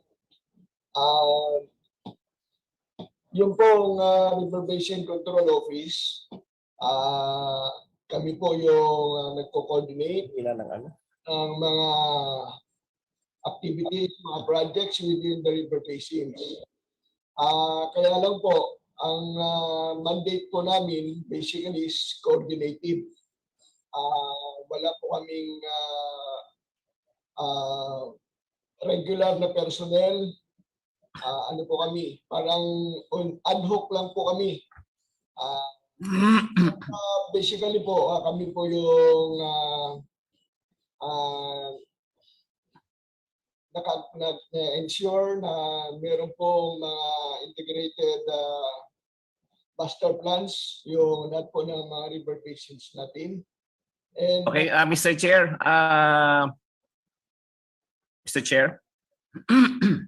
Yes, DSD. Okay, so since narinig natin na understaff ang RBCO, na supposed to be sila yung pinakamalaking role dito kasi coordinating council yan office to coordinate with different agencies of government. So dito ko nakikita ngayon na parang walang coordination. Kasi supposed to be they're the one handling the river basins of the Philippines. Then understaffed. So anong ginagawa ng DNR? Ba't di natin bigyan ng malaking pondo? Kasi yung problema ng RBCO, understaffed sila, wala pa silang pondo, parang nakakalungkot. Bakit yung isang nagiging problema? Director Ed, can you react on that? Director Gorospe? yes, sir, I agree. Dahil parang ad hoc lang po yung opisina natin. If we really want na magkaroon po ng integrated integration ng lahat ng mga programs and activities within the river basins, magkaroon po ng parang permanent personnel para po doon sa implementation po ng mga integrated master plans po ng river basins. Mr. Chair, the good director mentioned that they have a master plan. Alam ba ng agencies to, different agencies? Can I answer po? Opo. In fact, okay, pag alam po nila, natusunod ba yung plano? Kasi iba yung alam tsaka yung sinusunod yung plano Kasi gumagastos tayo ng malaki sa plano pa lang. Pero kung sayang naman yung ginagastos natin kung di na-implement. Yes, sir. We have a lot of proposed interventions within the river basins. Kaya lang nga po, of course, problema rin po natin yung financing para ma-implement yung mga programa, yung mga projects na nakasaad. Mr. Chair, maraming talagang programa pero ang problema yung implementation. Why I'm asking RBCO? Because Mr. Chair, sila yung in charge sa river basin niya. And last month, nangyari rin sa amin sa Ilocos Sur yan, yung Abra River Basin namin. Nanggagaling sa Abra because like yung Cagayan Valley River Basin yan, hindi lang naman Cagayan Valley, maraming probinsya, maraming munisipyo, maraming barangay ang dinadaanan yan. Lahat ng basin natin ganon. So dapat may isang solusyon, may gagawin tayo. Nasundin natin ng plano.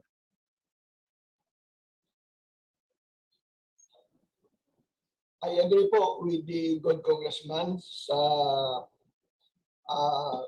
comments regarding river basin management.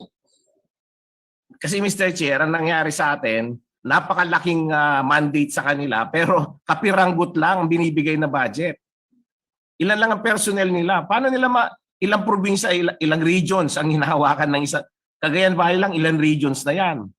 Di ba? Ang dinadaanan ng tubig.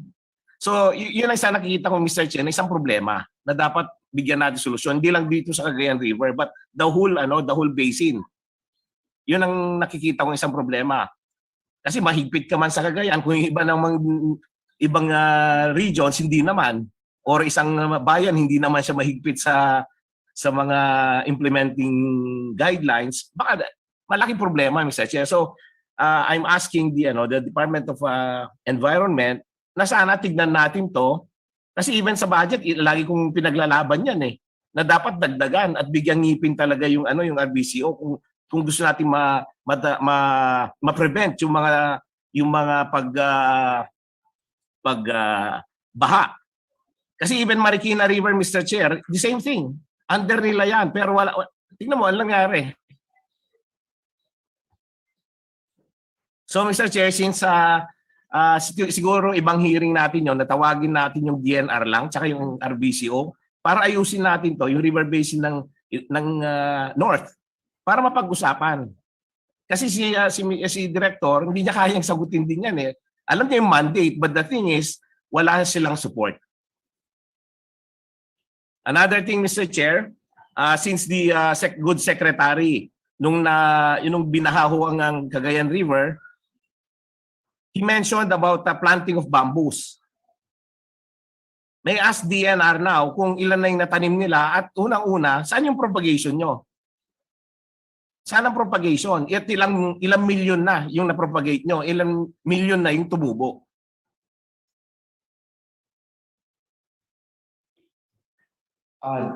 Assistant Director Mine, can you react on that? Yes, thank you po, Mr. Chair. As of for Cagayan alone, Mr. Chair, for bamboo along Cagayan River bank, in the province of Cagayan, as an example po, for this year... Mr. Chair, clarification lang hindi, we're talking about the Cagayan River Basin. It's not only Cagayan. It should be the basin. Kasi yan ang isang programa yan Hindi lang pwedeng Cagayan lang. Paano yung ibang probinsyang pagdadaanan niya? Kung wala kayong programa dyan, di ganun din. If you have data for the whole region, ARD. Yes, for the whole region, Mr. Chair. For Region 2, we can only speak for Region 2. But I'm sure in our Build Back Better Task Force meetings with 4A, Region 3, meron po din silang initiative, including CAR. Sa bamboo po natin as of November 19, we have already planted 820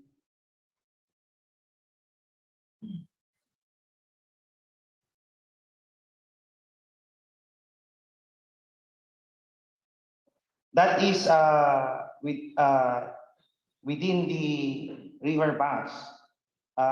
Meron din po tayong mga service areas na yung maran o pababa sa Cagayan River na within watershed areas na tatamnan po natin under the National Greening Program in Region 2 for bamboo alone, 682 hectares in addition to that 820 that were already planted. So yung Mr. Chair, question. Yes po, Mr. Chair. Mr. Chair, kailan yung baha dyan? Okay lang. Kailan bumaha, Mr. Chair? DSDB, paki-ulit. Distorted yung sound mo. Kailan po bumaha? Bumaha last year, November 11 and 12. Last year bumaha. Okay, Mr. Chair. Kailan na yung pronouncement ni Secretary Simatu na magtanim ng kawayan? Right after the meeting with the President, Mr. Chair, he already instructed us in the region to look for areas to plant bamboos. Saan ho kayo nag-propagate ng kawayan? Saan kayo nag-propagate ng kawayan? Okay po. Mr. Chair, thank you, sir. Meron po tayong mechanized nursery in Cagayan and clonal nurseries in all throughout the region where we... Mr. Chair, can they give us a copy kung saan yung mga locations niyan at anong alaman ng bawat sinasabing lang nursery? And yung data na when did they start propagating, when did you start planting, and anong status po ng mga kawayan na tinanim nyo? We will provide, Mr. Chair, including our memorandum of agreement with Cagayan State University for bamboo propagation, because we have an initiative in Cagayan for mass propagation in the Cagayan State University Gonzaga campus this year, starting last year, Mr. Chair. Mr. Chair, can we also ask the Cagayan State College to please give us a report on that? Okay, noted, Deputy Speaker David. Any more questions, sir? Another thing, Mr. Chair, how about the dredging? Paano ho yung scheme dyan sa dredging nyo?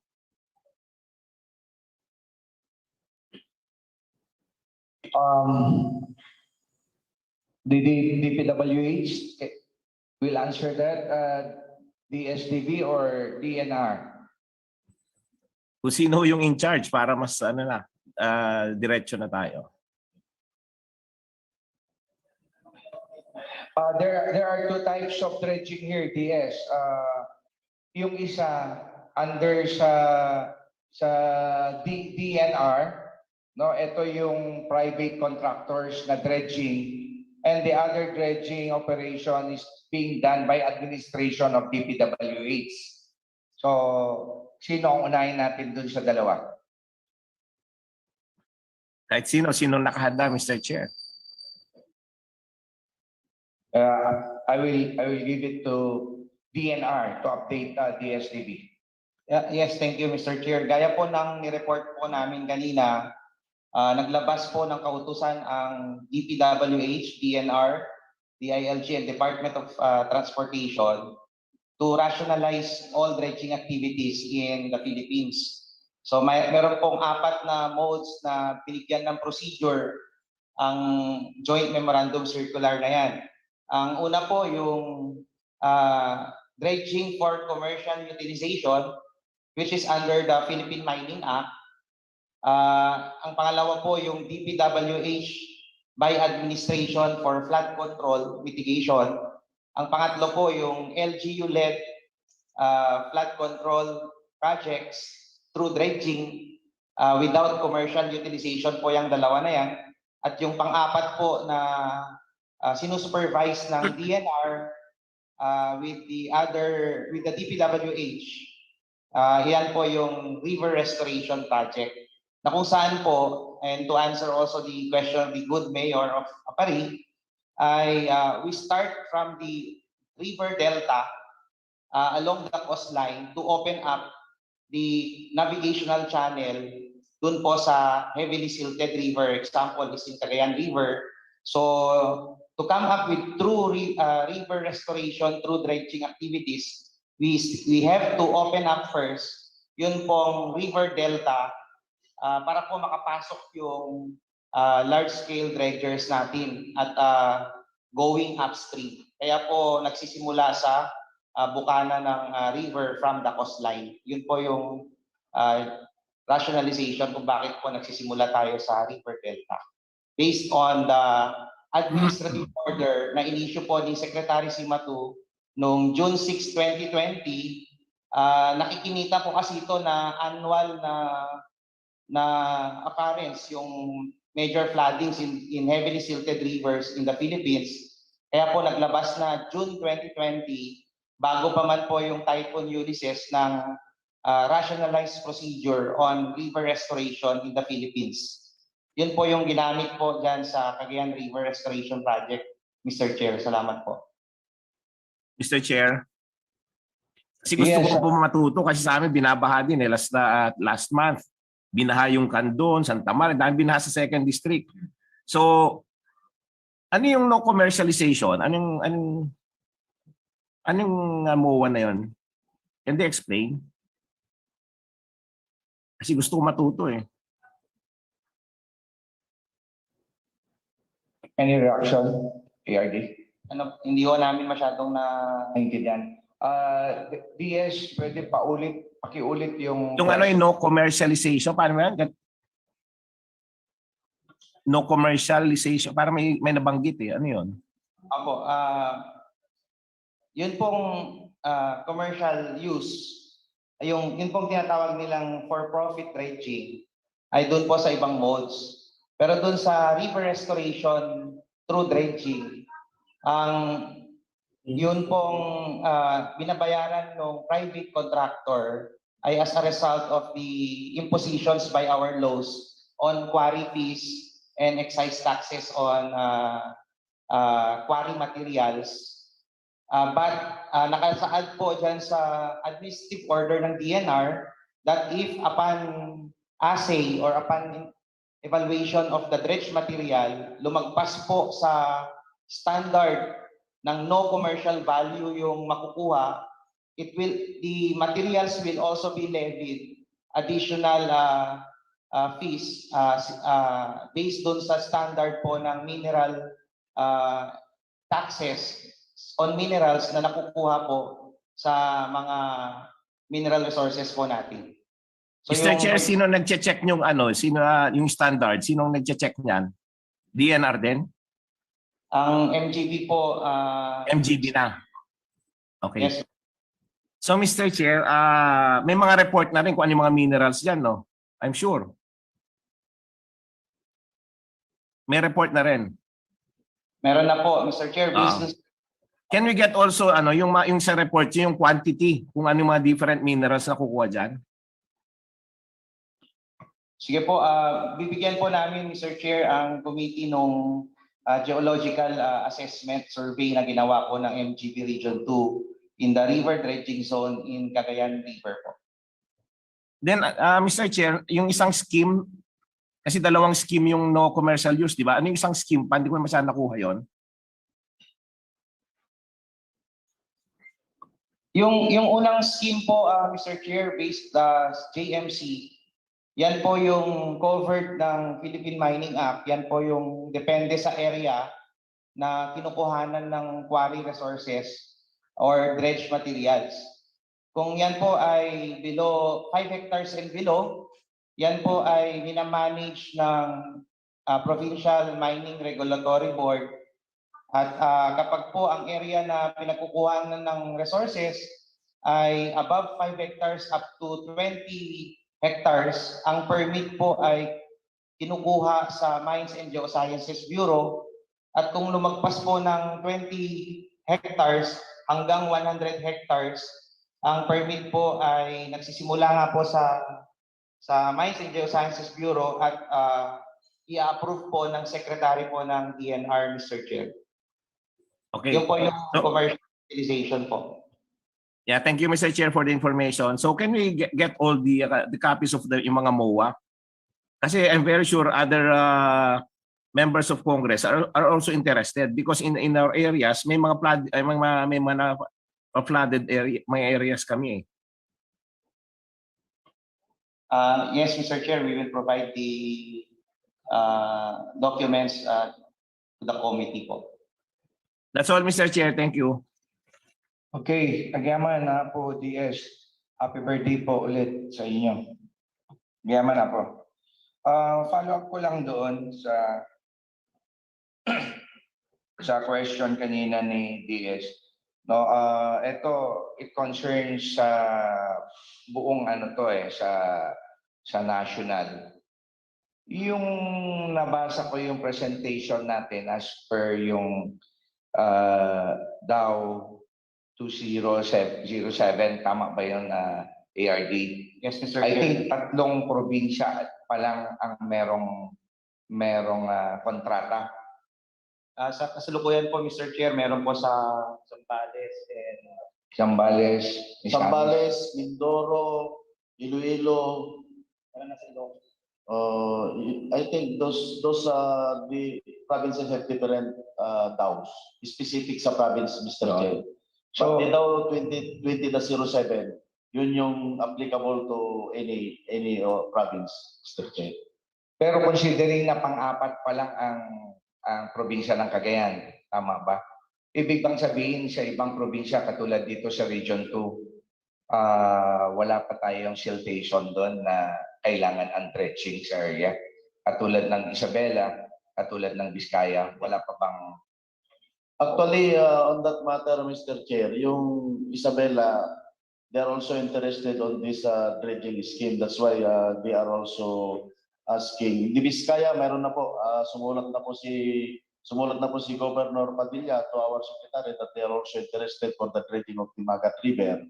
And I think definitely the IEC will also convene on there. Yeah, meron na rin sulat si Governor Padilla, Mr. Chair, asking for the dredging of the Magat River through the 2020-07. Ngayon, RD, pagka nagsulat ba ang governor dito, automatic na they can avail with this or kailangan dadaan muna sa consultation dun sa area na plano nilang i-dredge? I think in the previous approved by the secretary through letter by the chief executive of the province. So if I cannot see if there are some initial evaluation at the central office, in as much as the presentation of the chief executive of the province being the basis of the granting by the secretary, Mr. Chair.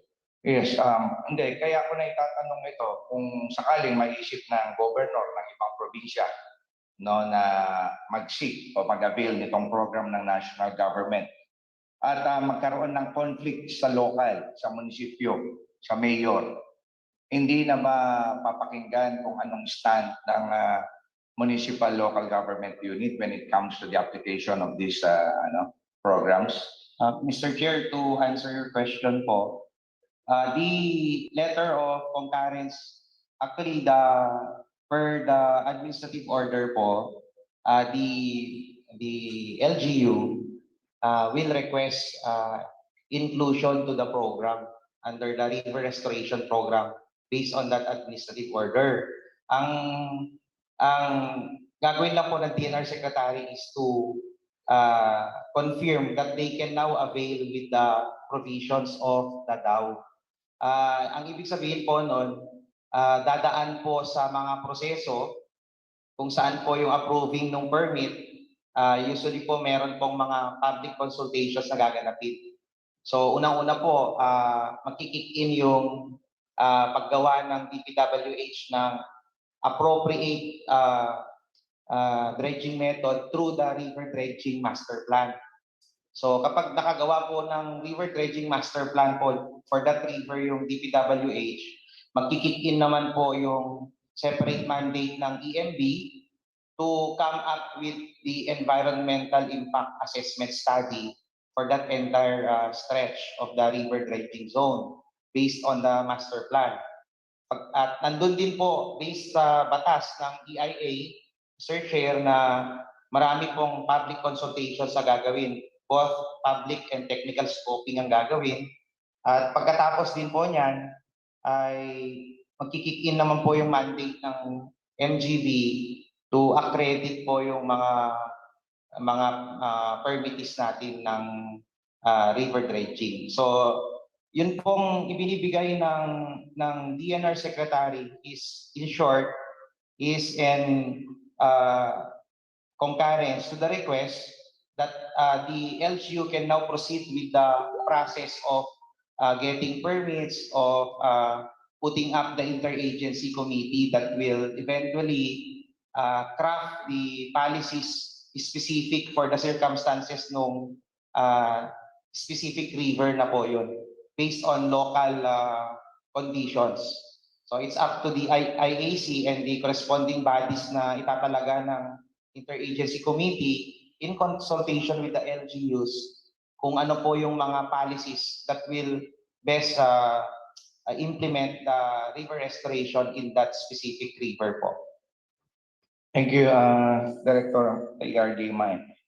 Of course, ito na nabanggit ko kanina no, dahil nandito ang mayor ng Apari, no, has been an issue, no, doon sa operation. Kanina narinig naman natin ang statement niya. And of course, siguro nakarating na rin sa inyo yung issues surrounding yung operation doon. No, at this point, kung gustong mag-react ni Mayor, of course, ni Father Manny, doon sa issue na binabanggit kanina, na kung tama yung presentation ni ARD Maeng kanina, the ones na sinasabi mo kanina, ARD Maeng, is the provincial local government is the one only writing the secretary to avail of the national program on the river restoration, right? Yun yung ano. Tapos susunod doon is mga consultations that goes with the approval. So may proseso. Ang tanong ko na lang, yung proseso ba na una na nabigyan dito sa restoration ng park nito, no, ng Apari to Lalo, ay dumaan ba sa proper consultation? Tapos pangalawa, I do believe na dito sa documents na sinabmit nyo dito sa committee, hindi lang dito sa Apari na Cagayan River Restoration ito, kundi meron din kayong program, no, sa Abulug, Pamplona na river. So meron ditong document, no, na na-approve. Tatanong ko lang kung ano na ang sabi nyo kanina,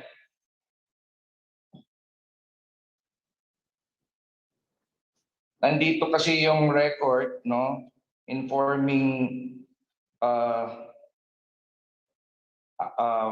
letter from the governor, no, addressed to Secretary Simatu. No, ito is dated August 21. This was prior to the flooding, kasi nagkaroon ng Ulysses sometime November 11 to 12.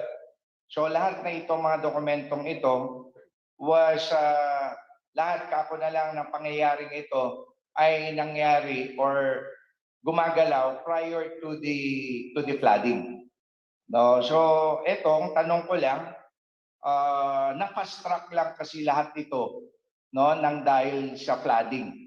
No, what triggered na pinamadali natin lahat itong prosesong ito, no, yung pagdating ni Presidente dito at binigyan niya ng go signal, no, because ang presentation, I was there during that time, no, present ako doon, na ang presentation kasi is one of the culprit or one of the activity na pwede makatulong, no, is of course itong dredging, at ang culprit diyan is yung siltation ng Cagayan River. Ngayon, tanong ko, ito ulit, babalikan ko yung restoration ng Abulug River and Pamplona River, yung proposed dredging doon. Ito, I do believe na may go signal ng secretary dito sa documents na ito. Ano na ang extent ng mga proseso? Kasi sabi nyo kanina, hindi naman automatic ito. Tama ba ang pagkaintindi ko, sir? Hindi ito automatic, di ba? Once na you can avail, but you must pass through the proper consultation and other process. No? So yun yung una. And of course, babalikan ko lang, nandito ang local government ng Apari, may mga concerns sila dun sa proseso natin. And of course, may question sila na bakit doon? Tama ba?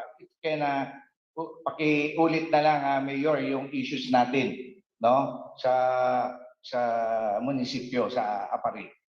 So, thank you. Yun yung ano ko. First, unahin ko na kay Mayor bago kayo sasagot, sir. Opo, Mr. Chair.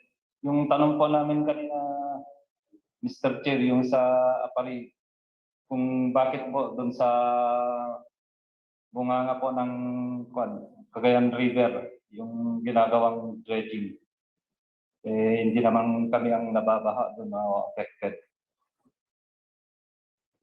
Hindi kayo nababaha doon. Opo. Pero bakit nandun ang dredging? Opo. No? Oo. Pwedeng sagutin natin dyan, sir. Of course, si Sir Calabasar on Zoom din. Sir, pagkatapos sumagot ng DNR, I will also give the floor to you. Okay, sir. Okay. Thank you, sir. DNR muna, sir. Doon sa tanong ni Mayor Brian. Doon po sa tanong ni Mayor Chan po, bakit nagsimula sa River Delta, yun po yung nakasaad sa ating administrative order na in order to open up yung heavily silted river channels, the first thing that based sa consultation with DPWH, nakalagay po din sa JMC kasi po na itong DAO 2020-007, this procedure will be in consultation with the authority on dredging, ang DPWH. Ang nakalagay po dyan is in order to implement true flood control measures within the river dredging zone and to restore the natural state and flow of the river, all dredging activities shall be initially conducted at the deltas of heavily silted river channels for a period of 6 months with the objective of creating navigational channels and to provide depth passage of dredging vessels. So yun po yung isang reason bakit po yung RDC natin nga po ay nagsimula dyan sa Apari River Delta going upstream. In fact, Mr. Chair, yung initial na RDC na approved is 32.8 kilometers, and I know RD Lori can shed some clarifications on this. Yun po yung isang sagot po sa katanungan po ni Mayor Chan po, Mr. Chair. Mayor, can you react on that, yung issue? Opo, Mr. Chair. That is according to DAO, Mr. Chair. Pero may research ba yun o feasibility study? Come again, Mayor. Tanong ko lang po, Mr. Chair, kung may feasibility study or research. Kasi yung sinasabi po ni Attorney Manaligot, according to DAO, doon lang sa DAO, saka sa RTC.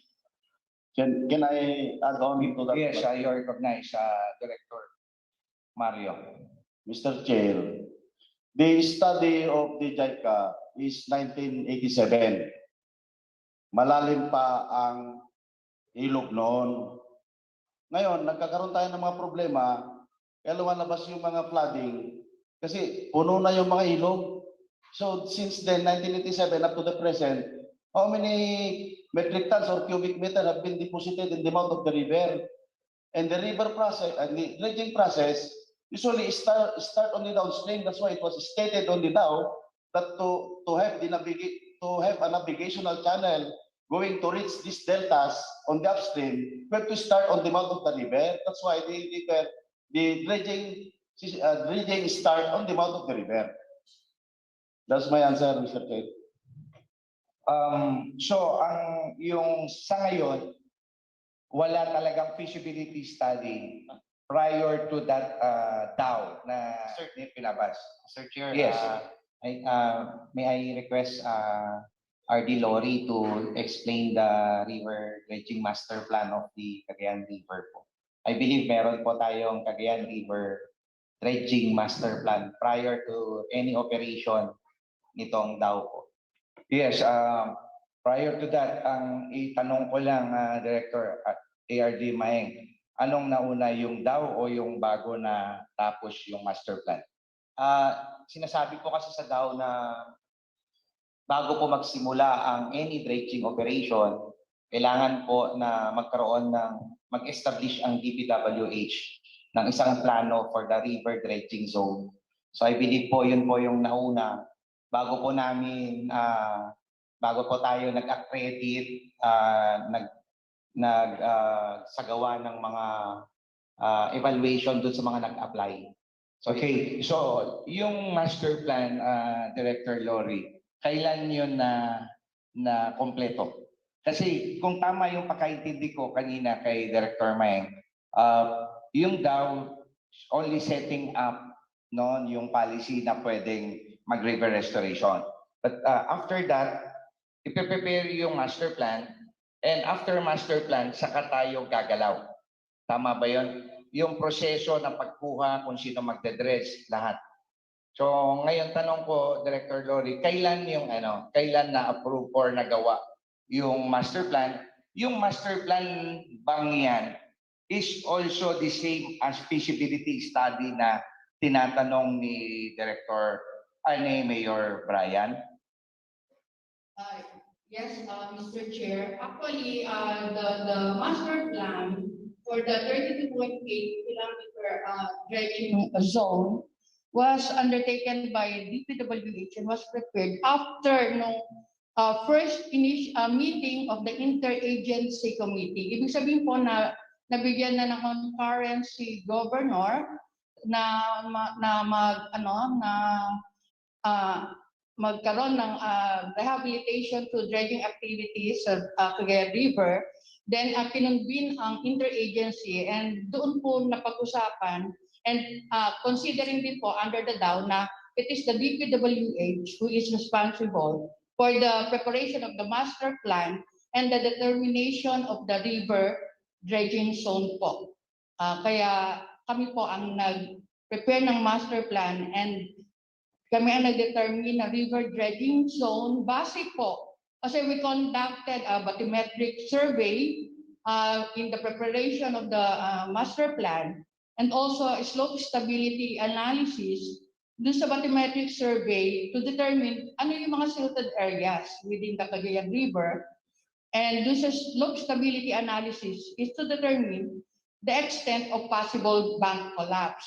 Kaya in our master plan, naglagay po kami ng 200 meters buffer zone para po maproteksyonan yung ating banks sa collapse. And also, yung mga silted areas, we have in the screen po yung ating initial elevation po prior to the dredging operation nung nag-conduct po kami ng bathymetric survey. And dun po mismo sa mouth, it's about -1. Talaga pong silted po ang ating mouth. Kaya po, based din sa experience, ito po, nag-conduct ng mga survey po dyan yung ating mga BOE, pwede pong makatayo ang tao na hanggang bewang lang po ang tubig.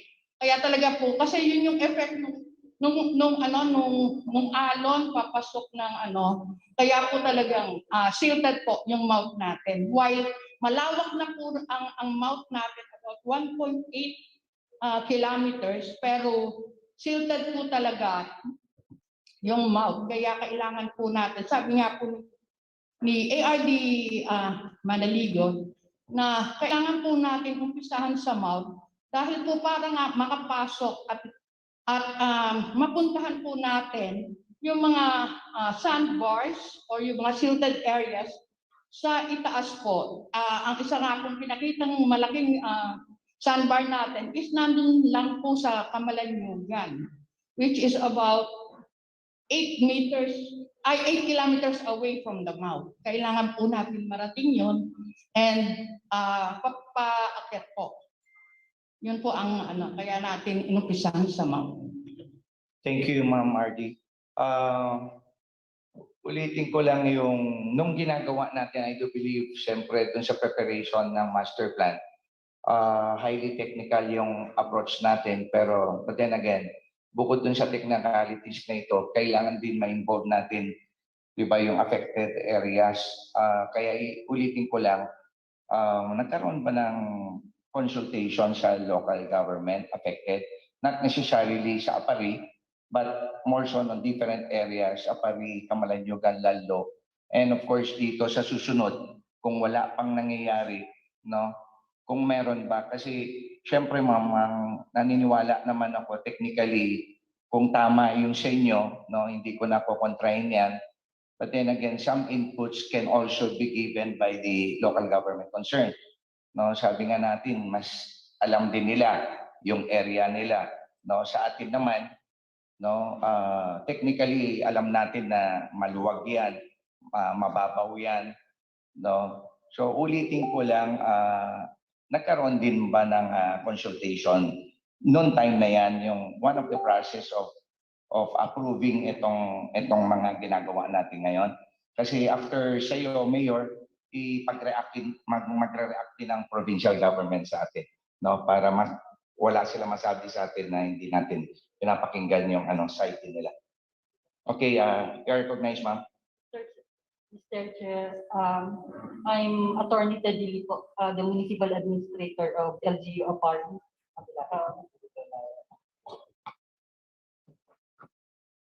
Yung matatandaan po namin na bumaba po yung DNR or yung MGB ay yung pumunta sila to inform us. Actually, that's not a public consultation. It's more of the information dissemination kung ano daw yung nakuha nila doon sa mga parte ng Cagayan River, yung kanilang yung mga mineral ore or other things na na-found out po nila doon. So, the second and third, yung second ay mismo sa opisina ng DENR sa may punta. Again, hindi na naman masasabing public consultation in the sense that may mga inimbitahan sila, pero hindi yung mga nag-imbita po kayo ng mga taga-barangay and even pero lahat po yon yung pinapunta namin kasi pumupunta po kayo doon 1 day, 2 days, wala man lang yung mas mahabang araw para masabihan dapat yung umattend at masabihan namin, ma-identify namin kung sino yung pupunta. Third po, yung pagpunta na ng DENR, yung barangay punta, maalala ko, barangay punta in Makanaya, nagpunta sila para tanungin yung fisher folk kung ano yung gusto nilang alternative livelihood na kasama ata sa BBB ninyo. Pero, again, yun na naman ay a day. Actually, yung Makanaya ay nasabi nyo, papunta na kayo. Yung punta, barangay punta, a day din po kayo nagsabi. Tapos, ang konti po ng pumunta. So, in the sense na sinasabing public consultation, more of, sabi ko nga, information dissemination, yung nangyayari kasi, ito yung gusto naming mangyari. Parang wala kami man lang input. Ang dami namin sinabi noon. Until now, hindi pa kayo nagbibigay ng feedback. Ang question ko po doon sa sinasabi ninyong dredging sa bukana ng Cagayan River, asahan po ba yung delineation? Kasi sabi nyo, yung DENR-led ay dredging by commercial use. Yung DENR restoration, river restoration. Yes. Tapos yung DPWH project, at what point po or what municipality yung nagtatapos yung DENR-led at saka yung DPWH project? Para masabi natin na sinasabi ninyong kailangang pukayin yon at makapasok yung mga dredging vessels. Hanggang anong municipality at what segment at what phases? Kasi ang dami po doon sa mga dokumento na hiningi namin, hindi namin maintindihan dahil hindi nyo naman po na ipaliwanag. At yung hinihingi po namin dredging plan, hanggang ngayon po ay di po namin nakikita. At ang dami pong issues pero hindi po nasasagot. Pangalawa po, ang naging namin ngayon, primary concern is for dun sa mga fisher folks na nasisiraan na ng fishing boats and nets. Ano pong agency ang pwedeng lapitan? Kasi kami in limbo po kami, Mr. Chair, kung kanino namin ilalodge yung mga complaints at issues ng mga nasiraan. Kasi sabi ni Riverfront ay kailangan namin dumaan doon sa Coast Guard. Yun po yung naging cycle ng complaint. Pupunta sa barangay, pupunta si barangay captain kay Mau namin. Si Mau ipupunta niya kay Mayor pupunta ng Coast Guard, si Coast Guard pupunta ng RCI or sino pa man na na-identify kung kanino yung barko na yon. So ang dami pong kailangang sagutin. Sana po bigyan nyo din kami ng pagkakataon at opportunity to clear things up. Kasi katulad niyan, ngayon lang namin naririnig yung sinasabi nyo na kailangang hukayin, ganito. Kasi lagi lang namin naririnig sa radyo na kailangan lang hukayin dahil solusyon po siya sa pagbaha ng Cagayan, yung pag-dredge dun sa Cagayan River. So,